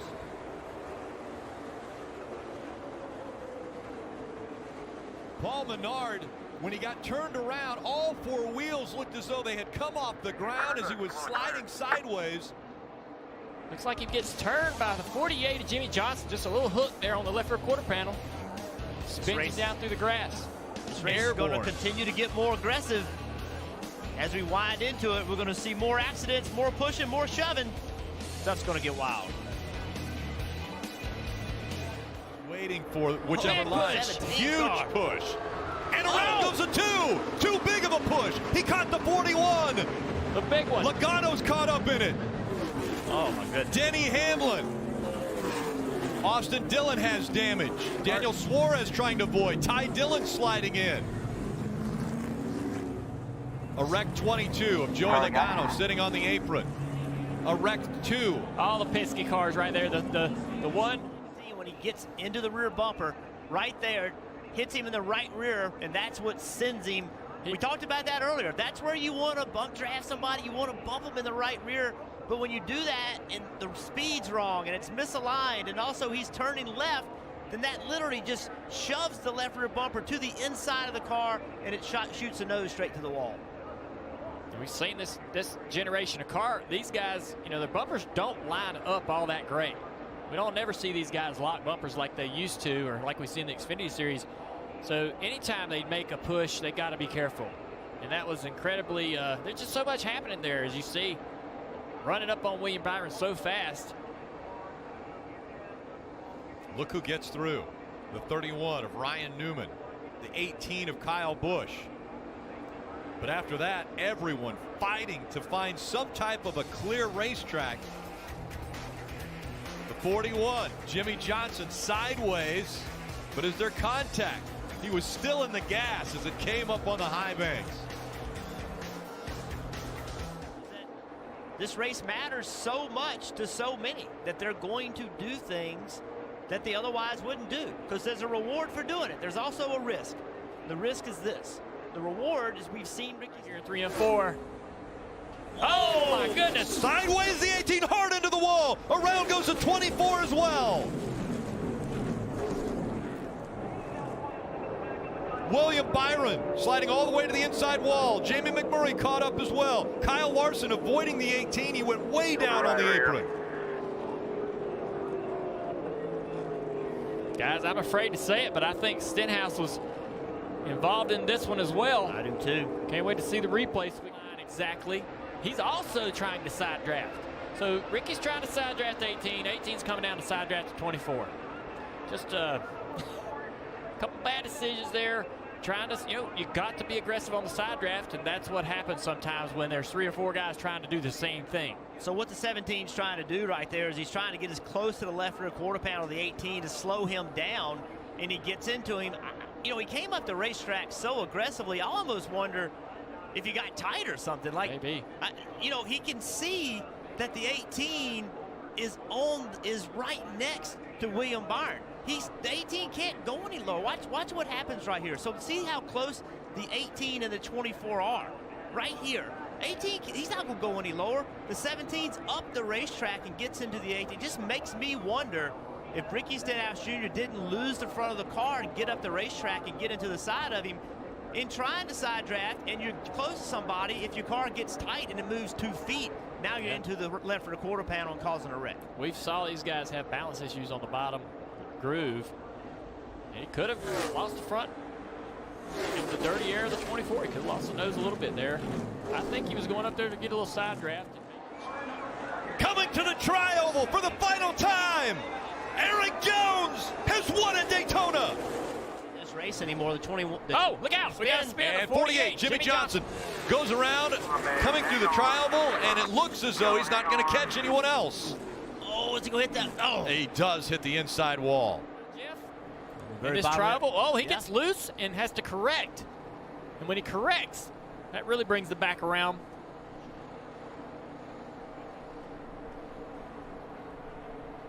I mentioned what an amazing job of staying out of getting back on the racing line. You see his car start to go up the racetrack. He just couldn't turn it because he was too loose and had to turn it to stay off the 10 of Eric Almirola and just spun out. Something we have seen with this 48 team before, where the car gets so loose and just can't hang on to it. So why is that tri-oval so tricky? That bottom lane is flatter than the rest of the tri-oval. When they repaint straightaway, he's getting a run on the 20.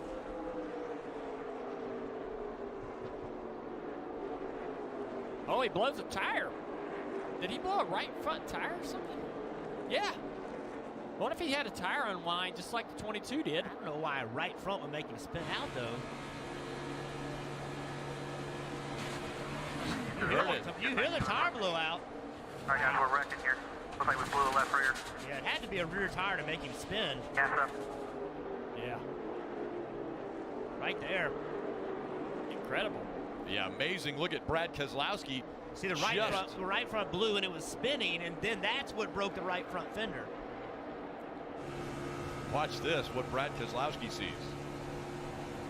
You're holding even third here. We're right in front of you, Come on through here. Brad never heard the spotter. That happened so quickly. That's just a response. Good job by Brad. And not the day that Kyle Larson was looking for. All right, 6 laps to go, Steve, in this stage. Well, Rick, I really...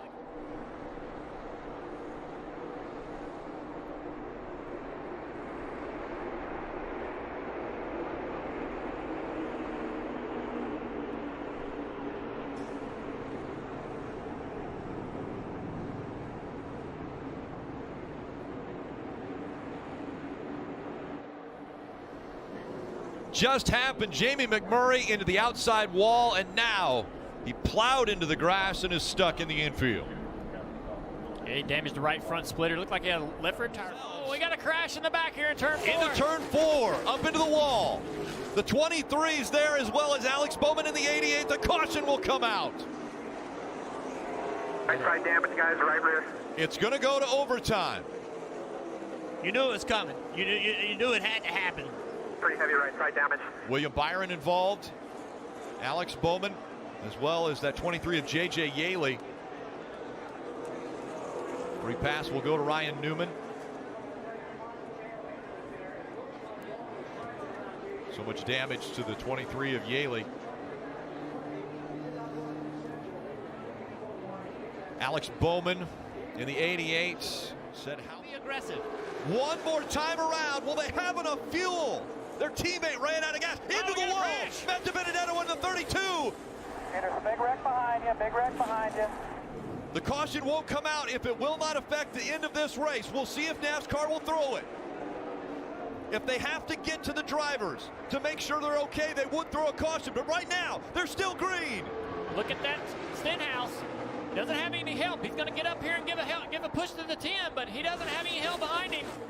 Almirola. Here he goes. Almirola moves to the outside. The 41's out of gas. Almirola to the lead. Almirola comes out of 4. Does he have enough gas to get to the finish line? Almirola all the way to the bottom of the track. Eric Almirola is going to win at Talladega. 42 of Larson trying to push Matt DiBenedetto through that pack. And so the 9 and 32 back here are at the caught up bottom in of this the screen. He touches the 6, and that gets the 6 car into the right rear quarter panel of Matt DiBenedetto and turns him into the wall. And then you see all those guys behind him, nowhere to go, trying to avoid it, getting into each other. See Truex and Kyle Busch. Truex. Yep. The 18 still rolling forward, but we also... Eric Almirola is going to win at Talladega. Different format, what you've had in the past. You got a different spotter. I think he's just trying to, get as comfortable as you can here in these practice sessions. Oh, Chase Elliott at the wall. Whoa, no, here we go. Kevin Harvick, Chase Elliott, Ryan Newman, Denny Hamlin, and Kevin Harvick. Guys, the thing about Denny Hamlin, he's the one Toyota driver that left his teammates. They went to the garage. He went out there and got in this big pack. And he might have the most damage of any of these cars, other than maybe the 9 of... You can see the 10 of Almirola gets to the inside. 21's got a run on the outside. Yeah. But here comes the 6, and that's going to try to close that hole up. The 9 tried to move up in front of the 6, and just no room. Yeah, love to hear the spotter on that one with Eddie DeHaan, the spotter for the 9 of Chase Elliott, because that 6 was coming with a lot of speed. I'm not sure the 4 ever hit anything. It looked like it was a roof flap. Yeah, you can see Chase just comes up thinking that he could fill that hole, and that hole was not there. Nope. I think Harvick. I think he might have got tipped by Hamlin. And you can see right turned, but we'll see. You can see right there, Hamlin nosed in with the right front, heavy damage to the 11 FedEx Toyota. Yeah, Newman's and Harvick's car look pretty undamaged. I think so.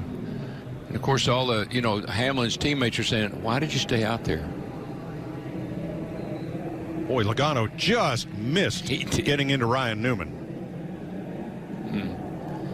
I know that looks minor. It looks like he just kissed the wall a little bit, but it tears those cars all to pieces. That nose is knocked all the way over the right front tire.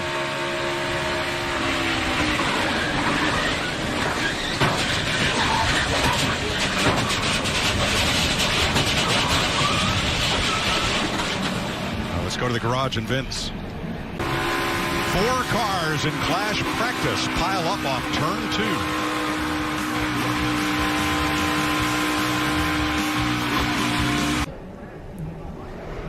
You can see right there, he thinks about getting to the bottom, realizes that the 10's coming with a lot of momentum.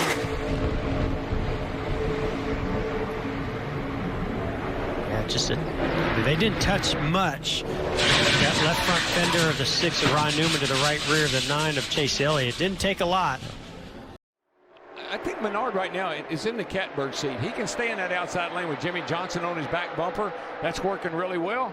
Oh, Jimmy gonna take... Oh, no, Jimmy! Contact. And around goes Menard into the wall. Taking cars with him. Come on, high. Clear, clear, clear. All clear. Yeah. Big wreck. You got it. Well, I'm just wondering, did that suck the back end of the car around on Menard? Or did they make contact that turned him around? When the 48 gets on your bumper like that, it probably had something to do with it. Yeah, Jimmy just got a run. Went to side draft the left rear of the 21 of Paul Menard. I don't know if Paul came down a little bit, but they got too close and hit. Paul never moved. It looked like it sucked Jimmy into him. I think he made a miscalculation there. Yeah, Menard comes off the wall a little bit. It just a misjudgment, and made contact, turned him around.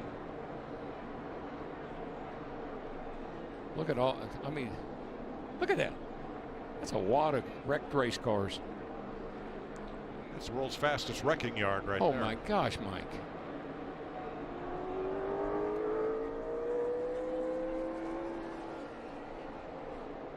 I don't think I've ever seen anything quite like that.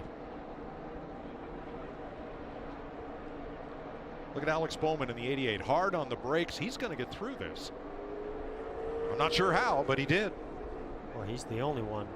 Yeah. I think Mother Nature said, I've seen enough. And the sky is crying once again. Walking into victory lane isn't exactly what Jimmy Johnson had in mind when he was hoping to win the Clash today, but victory lane is victory lane. Staying with that 19 and clear. Jimmy is still double wide with the 18. Jimmy is still double wide on the bottom. He's getting drugged back. Oh, 18.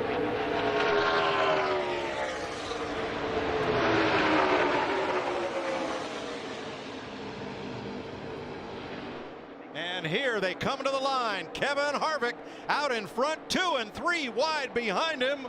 Harvick's going to win it. Joey Logano gets his first dual win. So you can see he went up, side draft to 17. Oh, did he and the 17 touch a little bit here? Yes. It looked like Kurt thought he could get clear, get down in front of Ricky Stenhouse Jr. Just wasn't quite there yet. And Jamie McMurray in his final 500 could not avoid the 43 of Bubba Wallace. Nope, he didn't know which way they were going to go, and he guessed wrong. And Wallace with a bit of a shove there from Tyler Reddick. Sends him right into the one of Kurt Busch.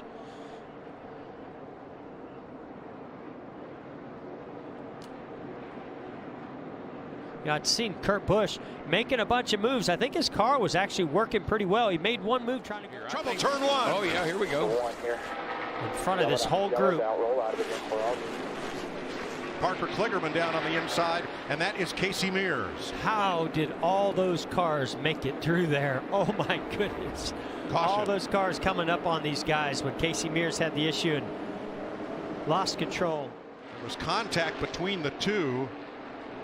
Around went Kligerman. Yeah, just so hard to tell from that angle. And with the leaders on rushing. Well, that's what. Oh yeah, right there. I don't know if the 27 of Mears came up or the 96 of Kligerman came down, but definitely contact there going into turn one. I believe I might be wrong. We'll have to check and see, but it looked like maybe the rear end was moving that car, like a track bar broke. Looks to me like Kligerman is the one that's not too happy about it. Some of them are. Boy, a bunch of them did, but not our leader. Whoa! Car goes around in the trial. The spin sliding out of control. BJ McLeod brings out the caution. Stenhouse has wrecked on pit road with Tyler Reddick. Another car is sitting littered in the grass. And we're under caution. That is the 52. That's Cody Ware. I think Reddick got the left rear tire of Jimmy Johnson. Then Jimmy couldn't get in his pit stall. Coming into frame here at the top. And there's Tyler Reddick. All of them in their first 500 start and moves on. Yeah, and I just wonder if McLeod was trying to get woed up. And I think Cody Ware had no idea he was coming to pit road. And you're right, Jimmy Johnson did get collected in that. 3 drivers, Daytona 500 rookies get piled up here. Yeah, again, Cody Ware just right on the rear bumper of the 51 of McLeod and just got in the back of him and turned him into that group. Yeah, we're setting up for the finish. Crash! Kyle Larson. Wow. See Larson, I believe right in this area. Yeah, that's him. I think that they're either a tire started going. That looks to me like maybe a left rear tire started going down. Jeff, I saw tire debris out from behind the car as he went to the bottom lane. He was trying to get out of the way. Ooh, baby. I mean, honestly, for where that happened and what happened, he did a pretty nice job. As we watch Joey Logano. Now Kevin Harvick's going. What's spinning? Trouble. Keselowski. Caution. 5 back to the next group. Caution's out. Might that look like another left rear tire maybe made contact and got the left rear tire knocked down. See right here, it just. The banking saved him a little bit, at least kept him from getting into the outside wall. And he just loops it around. Does a good job staying out of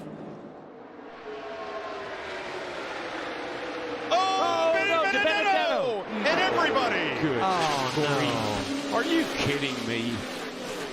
This is big. Wow. But it.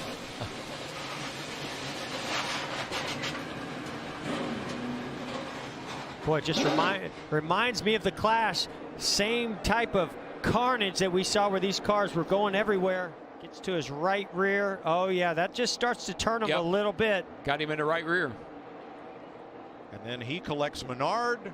Yeah. Logano just misses it, but the whole outside lane and half the inside pile up. And this is exactly what we were just talking about. At this stage in the race, you can start to taste victory in the Daytona 500. You want to see that checkered flag, and you'll do anything to get it, and you know you've got to be more aggressive with those bump drafts. That looks exactly like the Clash. I mean, all those cars, third turn, all those cars wadded up, sliding up the track with sparks flying. It looked so much like the Clash. That is the 17th of February, looking way too much like the 4th of July. Amen. Fireworks everywhere. Yeah, and it really and truly, it was Paul Menard. He gave to Benedetto a little shove, but it was on the outside, on the right side, and that just turned the Benedetto into the outside wall, and then it was on from there. And a different situation than we saw in the Clash between Menard and with Jimmy Johnson, but it was a similar thing when we heard the spotter on the 21 Menard say, well, he zigged and we zagged. And in this case, Menard told his team on the radio, I just bumped him a little too hard. Yeah, I mean, what are you going to do? It's the end of the race. You're trying to help that guy. You're trying to help the Benedetto. You're not trying to wreck him, but just bad judgment. Look at that 10 car. Almirola's number 10. Look at David Reagan underneath the 10 of Almirola. David Reagan, see what springs he's running. Look at that. All those sparks flying. Man, amazing shots. And all Almirola wanted was a chance to win it on the last lap. Yeah, I didn't like last year. Didn't quite get there. Close.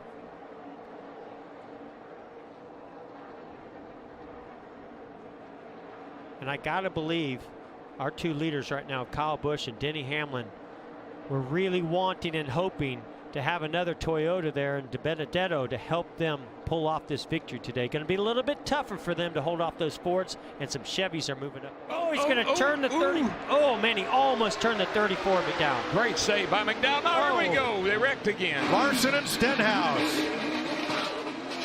You won't believe how Ryan Preece shot the gap and got through there. The last wreck that happened, the 22 and the 34 are bump drafting there. The 22 hooks him a little bit, but actually this wreck ended up happening because the 17 of Stenhouse dove to the middle. There really wasn't much of a hole there. Collects a 42 of Larson, the 4, knocks the 4 Kevin of Harvick, Kevin he goes Harvick up to the the hill, hits the infield. wall, and here comes the 13, gets into the 2, spins him around. Holy smokes. I thought the truck race that night, they had 6 trucks or 7 that were running at the finish. I thought, I'd never seen anything like that. 3 wide, 2 rows back, 3 rows back. Oh, Boyer gets turned. Golly. Looked to me like he came up just a little bit too early on McDowell. Oh, my gosh. Oh. And William Byron's luck runs out. Get through that one. What memo did we not get? I mean, this is crazy. Well, there's Boyer.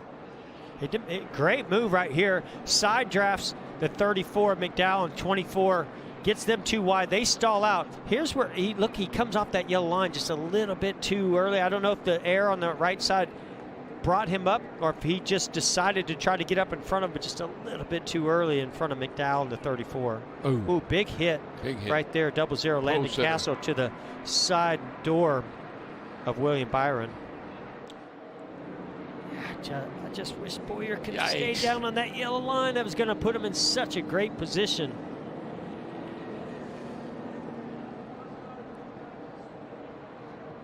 Jimmy Johnson in the 48. You know, Boyer was not a happy camper about where he had to restart. And, of course, he was trying to get back to where he was. He was running third. He almost made it. Now, to establish that restart order, Denny Hamlin wins his second Daytona 500.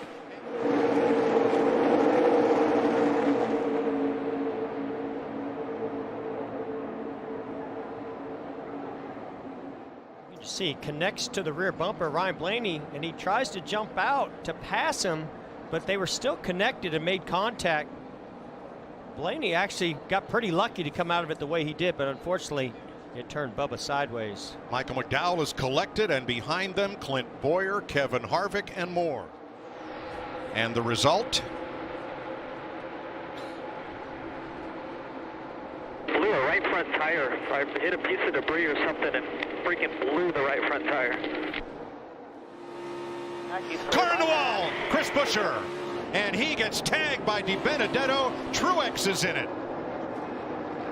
And so is the 77 of rookie Justin Haley. Right on cue. 19 of Truex getting caught up in this. Larry, that trend was nobody's friend. 7 to go. Got a fire on the 95 to Benedetto. Having a great day, just running so well all day long. Good to see him climb out. Chris Buescher took a hard hit. And there's Haley. His rookie run spoiled. Little bit of contact right there, and just turns the 37 around. Boy, and Benedetto had nowhere to go, and Truex had nowhere to go. So happy to see that 37 car stay on the ground when the 95 hit him. Yeah, big hit by Haley in the 77. Wow. Here's another look, and we'll watch Almirola in the 10 and Chris Buescher in this 37. So Almirola thought about going 3 wide. That door was shut. And not able to see the contact. But I know, I mean, the way that car turned so abruptly, you know the contact was there. And then, wow, look at this. Unbelievable. Saw Corey LaJoie just thread the needle and get through there. I just don't see it happening. That 9 car is in the driver's seat. Oh, Stenhouse. No. Stenhouse pounds the wall, but they took the white flag, sponsored by Credit One Bank, under green. 19, and the first Chevrolet to go to victory lane this year. What a hard tumble for Kyle Larson. Unbelievable. Oh, man. And that was after a really hard hit with that front nose to the inside wall. It just won't stop. For Toyota. Going down there a little bit further in the 62 car, Brendan Gaughan finished 10th. Great run for the part-time driver. Part-time Cup driver. LaJoie, 11th. Corey LaJoie. Oh, yeah, you can just see, it looks like the 38 goes up the racetrack, makes contact with the 24 Byron. And that sends Jeffrey Earnhardt and Kyle Larson. Look at the air get under the right rear of the 42. Wow. Heavy contact with that right front. Left front. That safer barrier was there. Thank goodness for that. But watch this thing. Once it starts flipping, it's like a feather. It just won't stop.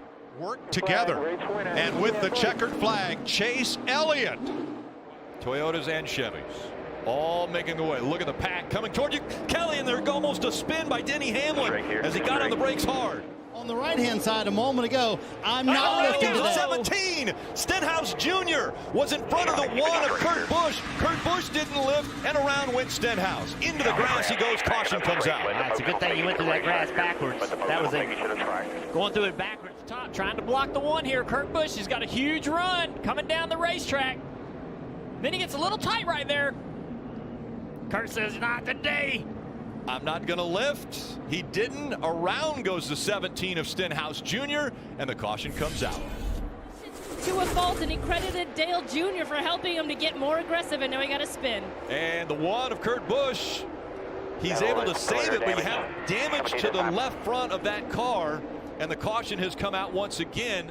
All these cars get moved around. Here's a better look at the 1 car. Getting turned around and having contact with Brendan Gaughan there. Did big damage to the right rear quarter panel on Brandon's car. I think Kurt actually is going to come out of this okay. But the damage to Brandon's car is pretty significant there. Problem with not communicating what you're going to do on a stop. Brad Keselowski came in. They called a code word for the stop. He thought it was... He got into the wall. He got pushed into the wall, and now Brad Keselowski and others are sliding behind him. There goes the 38 of David Reagan making contact. Now they go into the infield grass as well. Brad looked like he had a handful of race car off of turn 4. Looked like he was getting a little bit loose off turn 4 and having a hard time with that race car. Oh, he gets a big push from the 4, and that just turned him. The 4 hit him pretty hard, and Brad just lost control of the car. Turned Brad into the outside wall really hard. Can he stay out of the line as the racing continues? Austin Dillon up front. They shifted him out. It's going to be a big one. Now around goes the 3 in front of the pack. They're all collected. The 11 with damage, the 22 as well. Big wreck here. Smoke rolling out of the cars that even cleared this incident. Or does he block the 14? The 14 makes a move. The 3 blocks. You said it time and time again. Blocking causes accidents. This is an accident at the front of the field. It looks like Clint Boyer's pushing the 3, but he moves to go inside, and that upset the 3 a little bit. Got the 3 a little bit loose, but the 3 headed on down the track to try to block anyways, to try to get down there and protect that line, protect that lead. And so now the pace truck is going to bring the field back onto pit road, and we'll go to Marty. And Kurt Busch, Rick, is livid on the radio. Take a listen to what he had to say. Got the news of the century. Yep.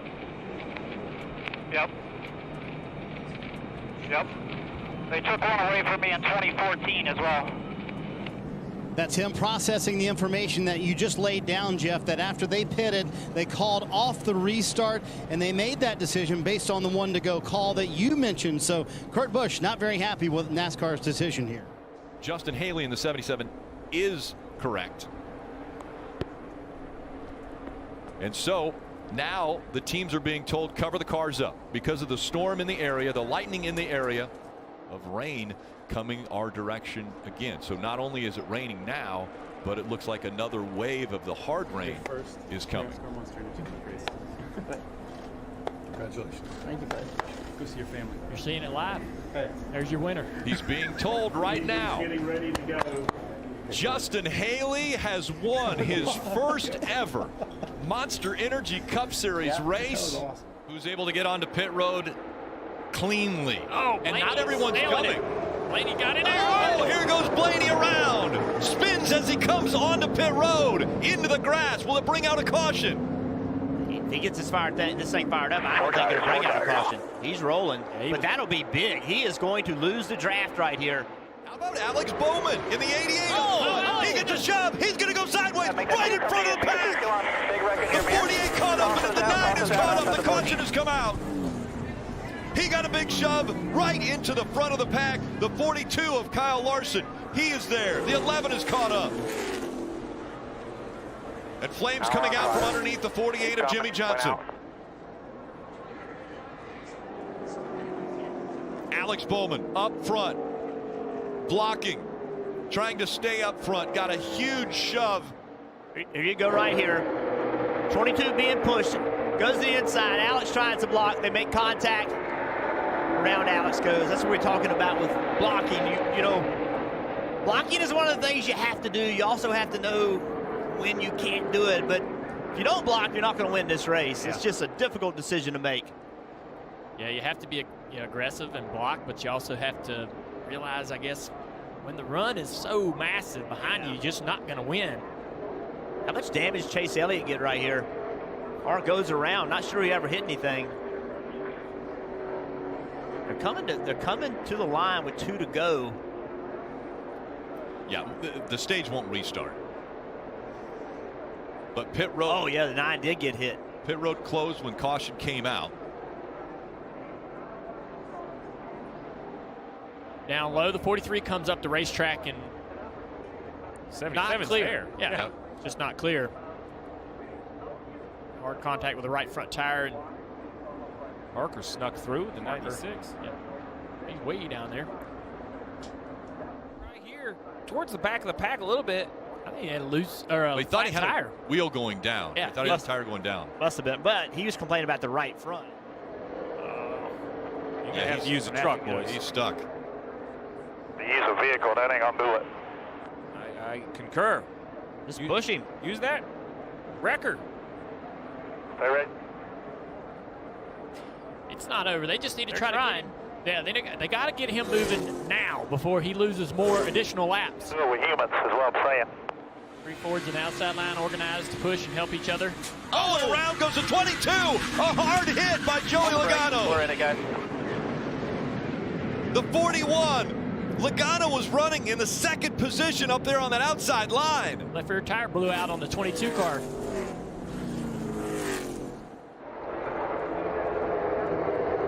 Pushing the 38 around. Oh, no. One guy in the back of the 24. Yeah. Wasn't a flat tire at all. It was the 24 spinning, catching the left rear of the 22. You guys talked about it yesterday, the point of these Chevrolet noses. It looks like a pretty straight push from the 1, square into the back of the 24, but look at instantly, oh, it comes from like 3 cars back. Yeah, they all bounced off each other. Nothing Kurt could do about that. He was getting pushed from behind. Byron had no idea that was coming. Boom, boom. 3 or 4 of them all together. Right in the lookout. Wow. 22 almost went over. Yeah, that's a moment that all the safety of the roof flaps and the hood flaps definitely saved that 22 car from going over. Years ago, I'm confident to say that car may have went airborne for sure. Sure, yeah. Brad and so with that Blaney kind of just sneaking by. That was big for Blaney. Even though the 22 is back in the pits, opportunity to get tuned up. Has a hard hit to that left rear tire in the suspension there. Another hood flap flies off. Oh, around goes the 18. The 42 collects the 17 as well. The 62 upside down. Brendan Gaughan upside down as he went back in front of the pack. We're wrecked here, guys. And the big one happens right at the front of the field. Kurt pushing Kyle. He just hooked him. And Look at Brendan Gaughan just flipping right over. it's like the nose of that Chevrolet just can't quite push them straight. It just can't do it. Yeah, the 17 goes up to side draft. I don't think that affects the 18. It's the 1 just pushing his brother. It peels the 18 off to the right. It looks a lot like the 24 accident. Look at the 62, a full flip back on its wheels. Thank goodness. Instantly stopped the flipping, put the car back in position. But a huge, huge accident. You wonder, though, if block coming right here. Blaney, as they go around, the 37, almost upside down. So's the 96, Parker Kligerman. Here they come. They make contact. They're side by side. It's a photo finish at the line. And look at this. How many times has that finish line come into play later, out past the tri-oval once again? Ryan Blaney is winning in the Monster Energy Cup Series for the first time in 2019. Know about a lap ahead of time when it's going to run out, so they'll fill it sputter, but keep that up. And Kyle Busch almost saved it. He collects Logano, and he's in the wall with Keselowski. Teammate Denny Hamlin. Kyle's got a huge run, gets right to the rear bumper of Joey Logano, and you can see as he pops out. I mean, I don't know if the air turned Joey a little bit or they made contact. Chris Gabart, the crew chief, would rather walk to victory lane than the care center. Ryan Newman came down, and everybody behind piles up. I saw a lot of rear tire spin on that restart. I think a lot of guys were struggling with grip. Maybe it could have been contact. Could have been contact from the 24 and that nose on that Camaro of William Byron as he gets to the rear bumper of Ryan Newman. And it looked like he had been hit by the 4 of Kevin Harvick, which got Boyer giving a big, Hamlin goes around. I bet that fender caused that right rear tire to go down.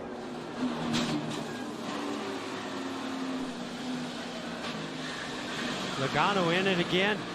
This one's going to take the 48 of Jimmy Johnson out this time. Back straight away. Huge push come from Clint Boyer and Joey Logano to the rear bumper of Chase Elliott. Sends the 11, Denny Hamlin, into turn 3. Watch this car just go around. You know that that's a tire that went down. Had to be. Well, they'll meet up as the care center, as Denny prophetically said a bit earlier. Jeff, there's another big consequence to this, is that these cars are the secondary backups for the Daytona 500 for many, well, they were, for many of these teams. Well, it just puts more pressure on all these teams and drivers, especially when they go into the duels on Thursday. Oh, trying to get to the outside of the 42 at Kyle Larson. Whoa, down to the bottom, and they touch. Oh, another wreck. Goodness gracious. Jones with the most damaged car in the race. He's in the front. Now can Denny Hamlin. Dillon slipped up high. Is Denny Hamlin going to make a move on him and still try to win this race? Doesn't look like it. He's going to push his teammate to the win. Eric Jones is going to win the Busch Clash with a car that's ready for the dumpster. I just think Denny could have pulled out maybe a few feet sooner. Oh, that's right. He's down lap. So he's helping his teammate win this race. Didn't have a shot at the win. Tried to go to the outside of Daniel Suarez. Oh, Suarez had to go up to miss Keselowski and made heavy contact with the 12 of Ryan Blaney. Didn't look like Blaney was part of that group that was going to pit because that inside lane was filled up. Yeah, there was no way Blaney was going to be able to make it to pit road there. Oh. Off turn 4 for the final time. Woo! Joey Logano trying to hold them all off to win his duel at Daytona by 3 car lengths. Lane. So yeah, you saw William Byron jump up there. I don't know if Yaley really reacted to that as much as just that outside lane had a big run coming. And William Byron scoots away from them 3 wide behind him. William Byron for Rick Hendrick in a Chevrolet breaks the Ford stranglehold. Well, look, I thought they were saving gas or just being conservative to stay out of the wreck. And then we thought. And there it is. One car goes sliding across the infield grass. William Byron, who won his qualifying race here on Thursday. And that will change everything. You know, you could just see as Ricky Stenhouse Jr. moved left, he just caught that left rear of the bumper.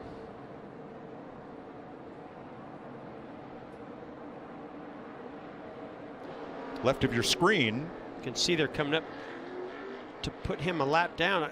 Ooh. Oh, it looked to me like, you know, Quinn just came up a little bit more than what the 10 of Almirola was expecting, and they just touched and ended up. Oh, here comes Jones. Whoa, huge run. We talk about communication, and Eric Jones had no idea that the 47 of Ricky Stenhouse Jr. was coming to pit road. Here's the big one. Man. Well, there goes half the. See Joey Logano really aggressive to the rear bumper of the 10. He's going to push him all the way up to the 2. And they just, right before the 10 gets there, there's a little bit of movement. And that little bit of movement, when you make that much contact, turns your car right around. That's exactly what happened to Brad Keselowski and the 10 of Almirola. And that happens right in front of most of the field. And that really all started with a big push from Joey Logano. Remember Joey Logano talking on the radio earlier about, you got to tell me when I'm pushing that car and it's going to make contact with the car in front of us. Well, that happened right there with his teammate. Sort of swaying back and forth right before he made contact with the 2. Hooks his bumper, turns him around. Oh, he slammed Alex Bowman. And then it's on. And for the second time in less than a handful of years, Eric Almirola ends up being knocked out of a good chance to win. 8 to go. Oh!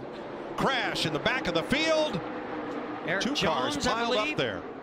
And Reed Sorensen. Oh, sorry, Timmy Hill. A lot of sparks out of that car. I think he cut a tire down. Oh, it slid right up in front of Timmy Hill. Well, that was just textbook by Denny Hamlin. Can he put the block on? Oh, car. Oh, 77. Right behind you.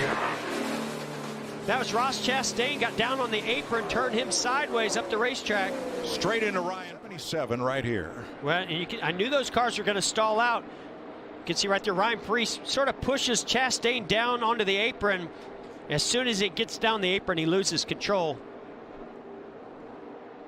18 lead lap cars trying to win the Daytona 500. Green flag.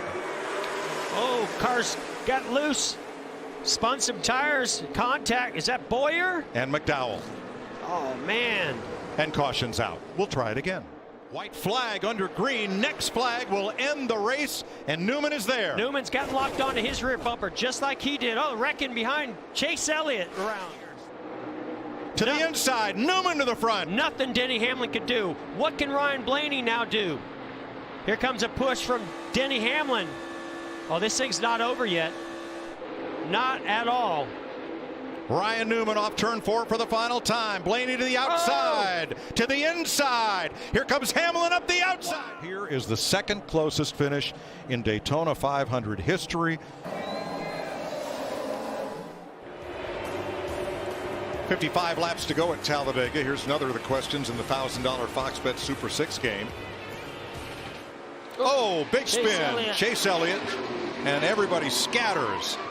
It's a big push from the 2 car, Brad Keselowski. Oh, the 22 Logano moves up in front of him while he's getting that push from Brad Keselowski. Brad, again, like we talked with Logano earlier, can't see what's in front of him. He's just pushing Chase Elliott. Chase tries to make some evasive action to go around the 22. Those bumpers connect and turns Chase Elliott right around. Here comes Austin Dillon. Makes contact with that right rear in the 9. Wow, how did William Byron miss him? I think they can make it. They've been saving enough fuel. Jimmy Johnson getting into the quarter panel, Ricky Stenhouse Jr. Here comes the 7-time series champ up the outside. Oh, Kevin Harvick to the inside, turns Johnson. Caution. John Hunter Nemechek to the rear bumper of Eric Jones, just shoving him to Ryan Blaney. Ryan Blaney goes from the top all the way to the bottom to try to block that run. More contact. Man, Stenhouse was so close to pulling ahead of Blaney. Wow. And look at that 10 car and Almirola as he backs third over at the line. How about that? There's Eric Jones. Great run here. Yep, huge run right here. What does Eric Jones do? He helps his teammate.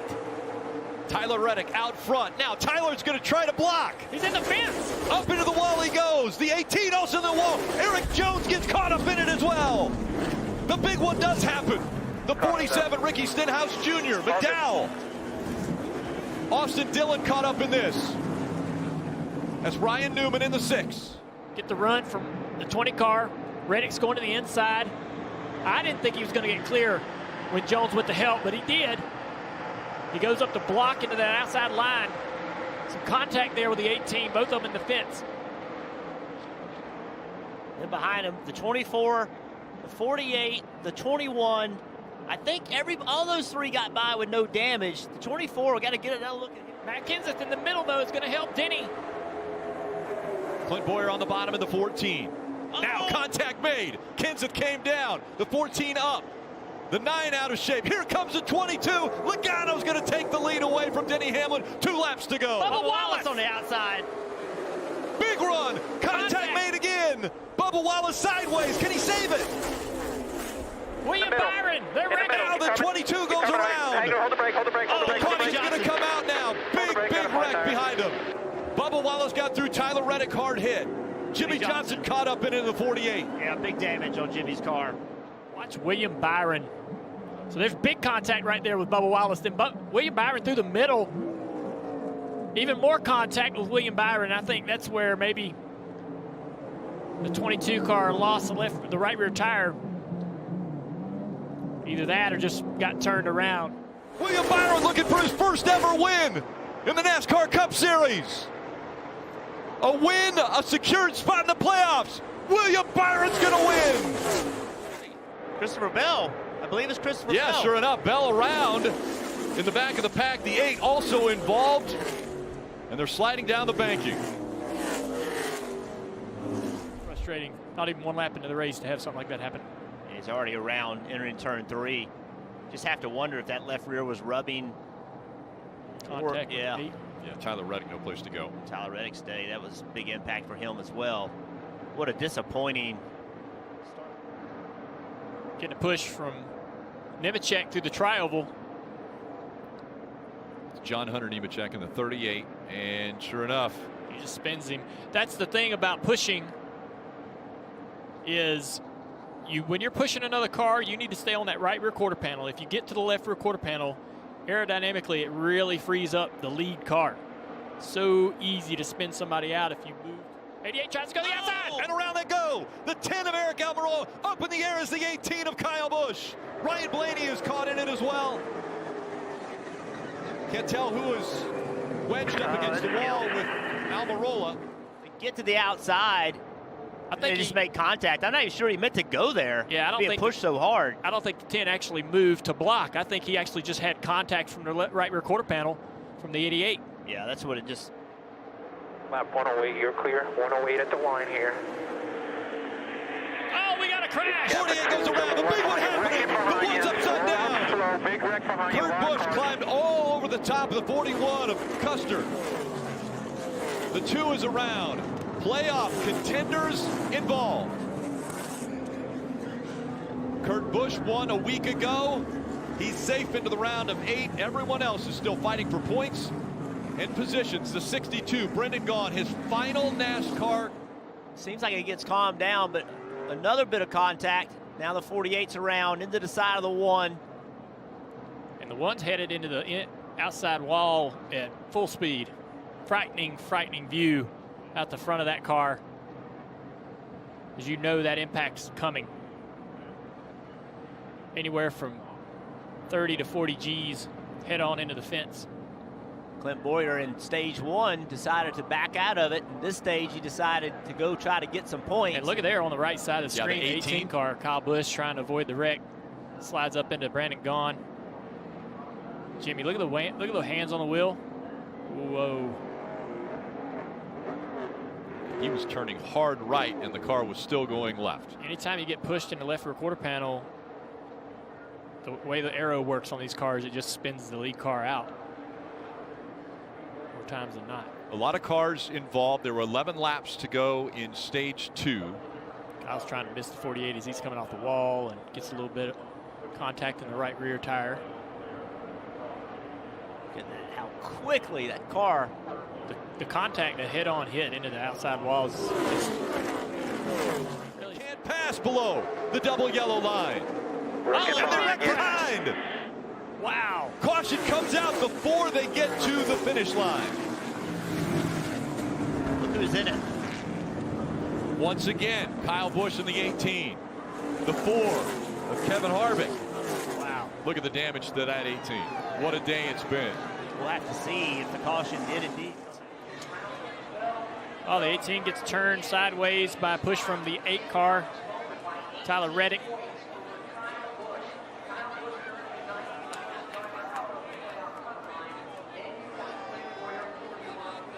'19 caught up in it. Martin Truex Jr. And a lot of damage there to that right front. We've seen it all day, guys. The pushing from behind, right there. And remember, Reddick has damage to his nose that may have contributed to it a little bit and how he was able to push the 18. Plus, the 18 had damage as well. Yeah, the 18 car's got a ton of drag and a damaged tailpiece. And got a big shove. Yeah, it was a great move, but there's no organization. Oh, he's going to turn. Into the wall he goes. Wrecking behind you here. Bubba Wallace into the wall, and the caution has come out. There'll be a third overtime. To the 17, going to get on the corner panel. That's going to pull the 17 off the 21. It separates them. White flag. One more time around at Talladega. Eric Jones to the inside here. Jones is now going to push the 21. Now it's a matter of how long.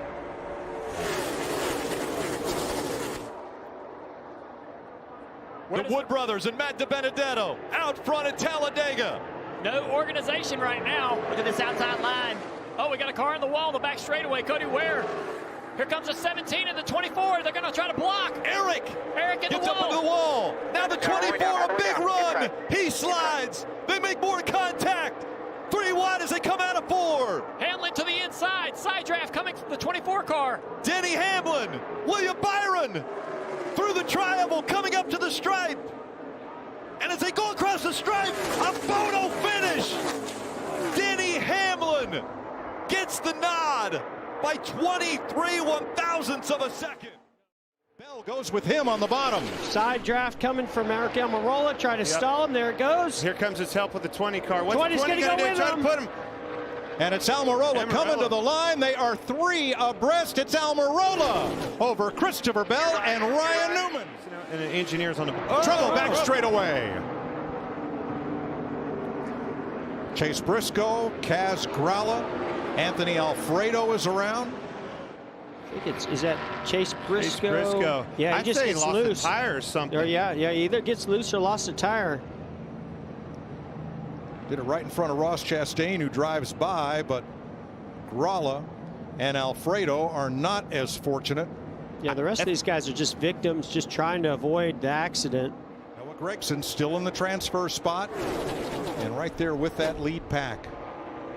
There's Smithley. Smithley's got to two. No. Smithley got into Keselowski.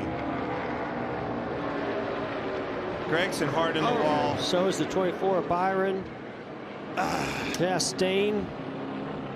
See how this unfolds. He's at the bottom of your screen. So here comes the run off the trial where he goes to the middle, and Brad just didn't comes know up. He came down a little bit. I just don't think Brad knew he was there and gave him enough room. Well, that's that race. Yeah, that's that desperation race that we were talking about. I mean, he had to get ahead of Noah, and he was going for it right there. For him, put everybody in a pretty tough situation. That's the duels, man. See, Gregson's the car. 62 was immediately in front of Smithley. That's who he was racing. Wasn't even thinking about Keselowski. No. One went down, one came up. No, I mean, there's kind of two races within the race. Definitely. And you got to be aware of your surroundings at all times. Boy, bummer for that Exalta Chevrolet. William Byron. Well, that's a huge hit. Big hit. Big hit to that race car. Going to have to bring out a backup car. And it is Dillon. Power move right there. Nice job, man. And it's just started. Well, he does have the most starts of anybody in the field today. And he's the only driver in this race that was in the 2001 Daytona 500. That's like back in your era, Jeff. Oh, no. Oh, no. Almirola Bowman. Oh, the 24's on his side. Remember what I said, Clint, about 21 cars? I don't know if we got there, but man, that took out a lot of race cars and a lot of great race cars in there. I know Eric Almirola was one of the front ones up front, so Almirola racing hard here. Watch the 10 and the 20 down on the bottom. You can see the outside 48 Alex Bowman doing a little side drafted to the right side of Eric Almirola. And I see a gap in between Eric and the 20 car. And look at the push coming from Kyle Busch to his teammate Christopher Bell. Now that's going to get him to the rear bumper. Big shot. Oh, he just got over on that right side. I can tell you another part of that equation, Jeff. These cars, they have skew in the rear ends. That's obviously for speed and make the cars go fast, make them pull up to other cars. It's also, in my experience, makes them squirrely. When that car hits him, it pushes that car into the steer of the rear end, and it can turn you in a heartbeat. Was so reminiscent when Eric Almirola lost the lead in the closing yards of this race in 2018. He was along for the ride. As soon as that contact hit, it just turned his car right. He took the words right out of my mouth. Unbelievable. Crushing blow to so many teams, so many efforts that it goes into having fast cars and being at this Daytona 500. That was a lot of heavy hitters in this one. We're going to ride with Ryan Newman through this. Well, look at that 24 car go up on the side on two wheels. Smashed just as badly as he got with his primary car that's Thursday his night. backup car. At least a dozen cars involved. Oh, David Reagan torn up as well. On back to 2 wide, but he's in the middle lane. Got to run with him in the middle lane. Airline's got a little bit more of a run. 43 closing on you. But still has got spinning top, spinning top, spinning top.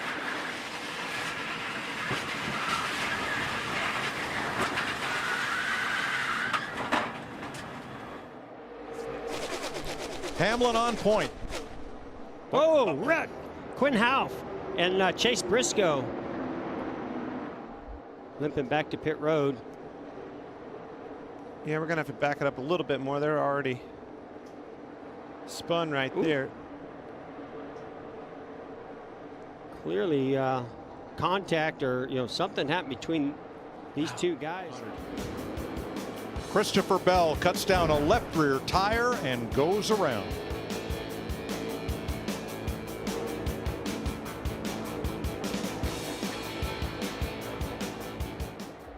Kaz Grala could use something ice cold because that's a flaming rotor.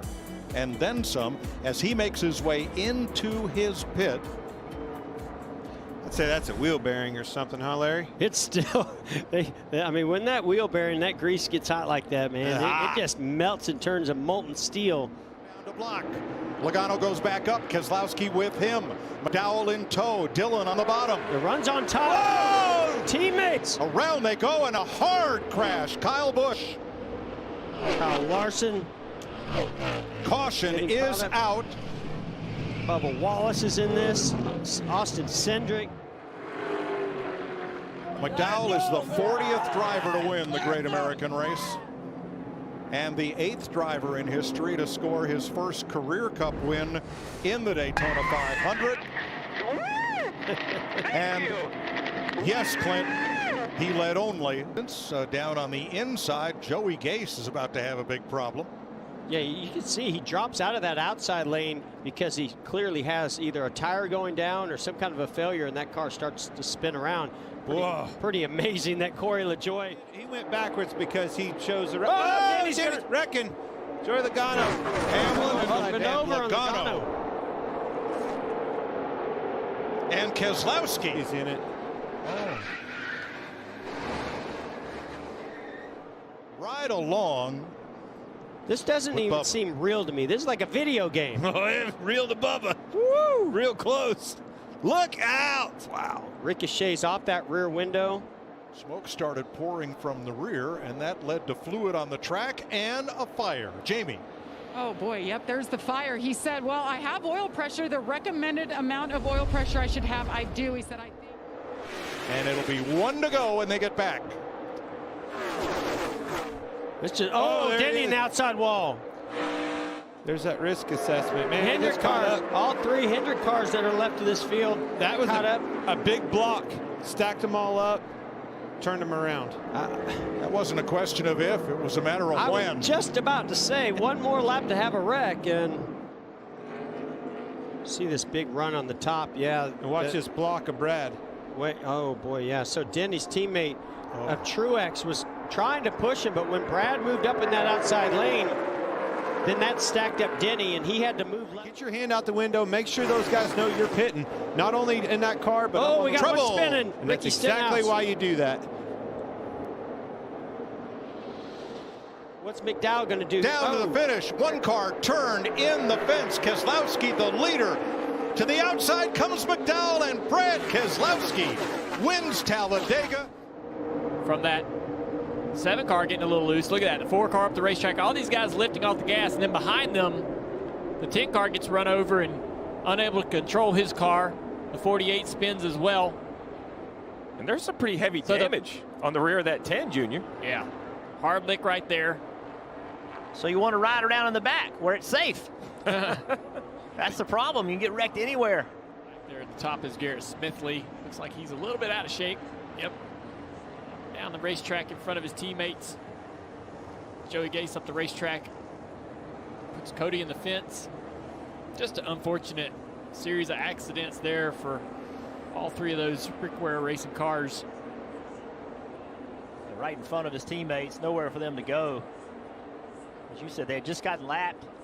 They had just gotten passed by this big group. This is an advantage to the Ford, Steve.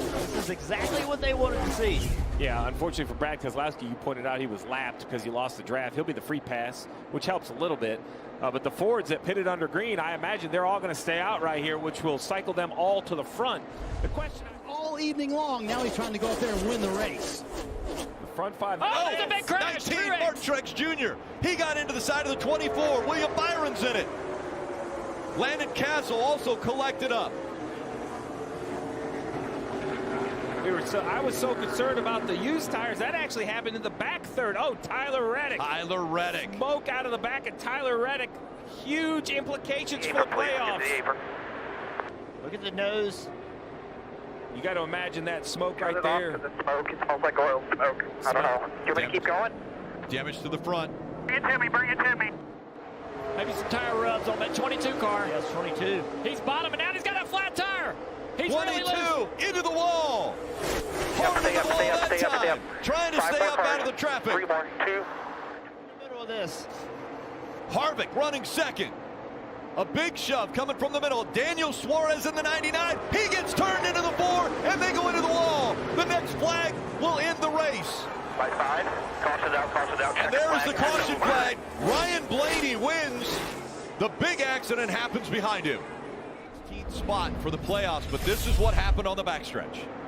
Big run with Suarez, with Kurt Busch pushing him, and they just made contact. And yeah, Suarez goes to the inside of the 4 car there to try to take that run that the 1 car of Kurt Busch's gave him, and Kurt gets into the right rear quarter panel, turning the 99 into the 4. Kurt trying to get low with the 99, just not able to get there, not able to help him, turns him into the 4. And Blaney wins at Michigan last week and now at Daytona. pretty impressive, the 4 car spinning around so quickly, staying on the ground, not going airborne.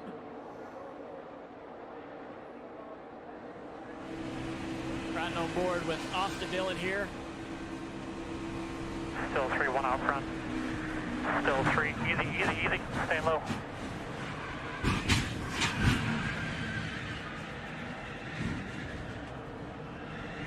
Roll if you can. Keselowski to the move on the outside. I think again he gets sent into that position, not wanting to go there. But the pushes are getting so. Oh, around goes the 77. Justin Allgaier spins, collects the 5. So Larson also in it. Oh, Larson. How much damage did he get?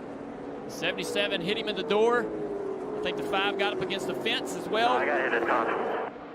See what happens. Back side of your screen on the right there, the 24 William Byron. Gets in the back, a little bit of movement. The 77 corrects that movement. And as he's continuously getting pushed, it steers him into the wall. Directly into the left front tire of Kyle Larson. That could be major damage. Closing in on the end of stage 1.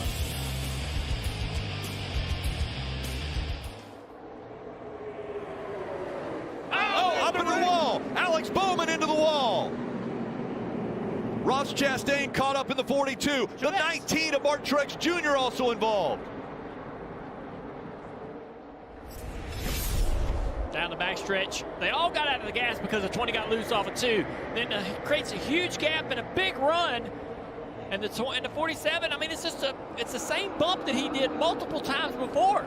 And that time, it just turns the 48 into the outside wall. The 19 doesn't look like he had contact. Man. Big hit for Alex Bowman. That'll put him in a huge hole. And Ricky's thinking, man, I've been pushing him multiple times just like that. There's Truex. See, he was trying to get slowed down. Let's ride on the roof of the 47 car. 1 lap, +1. See, the minute he made contact, then it shot the 47 to the left, and now he's in the right rear quarter panel. It just slings him off to the right. These guys have nowhere to go. Wonder how much damage is on Truex car. Kyle Busch. He's going to stay in the bottom lane. Right now, he doesn't have to make a decision, but he's getting ready to. Here comes a big push for Logano. Oh, around goes the 37. Priest is around. He catches the 24 as well as the 21. Caution comes out.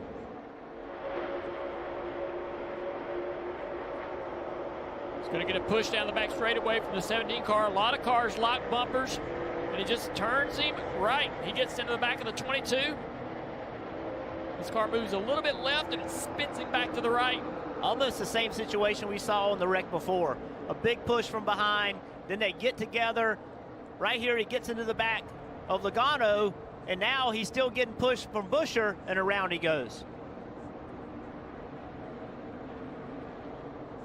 You know, Buescher just can't judge when to quit pushing because you can't see. You don't know that Priest is up against the car in front of him. It's a great shot of it right here. Right there, they make contact, and there's Buescher still pushing, and around Priest goes. Had to Benedetto in this wreck also. 21 and 24, nowhere to go at the back of the pack. Chase Elliott was back there as well. He sees it coming. He's able to get slowed down and go to the bottom of the racetrack. So much cleanup that's going to take place from what happened here. This stage is going to end under caution. We got raindrops on the windshield of the booth. Hey, folks, think about what could happen here. Bubba Wallace in front of this field. We're at a very large racetrack. We know from yesterday it takes. It's official. Bubba Wallace gets his first career win. He's just the second African American to ever win at the highest level of NASCAR.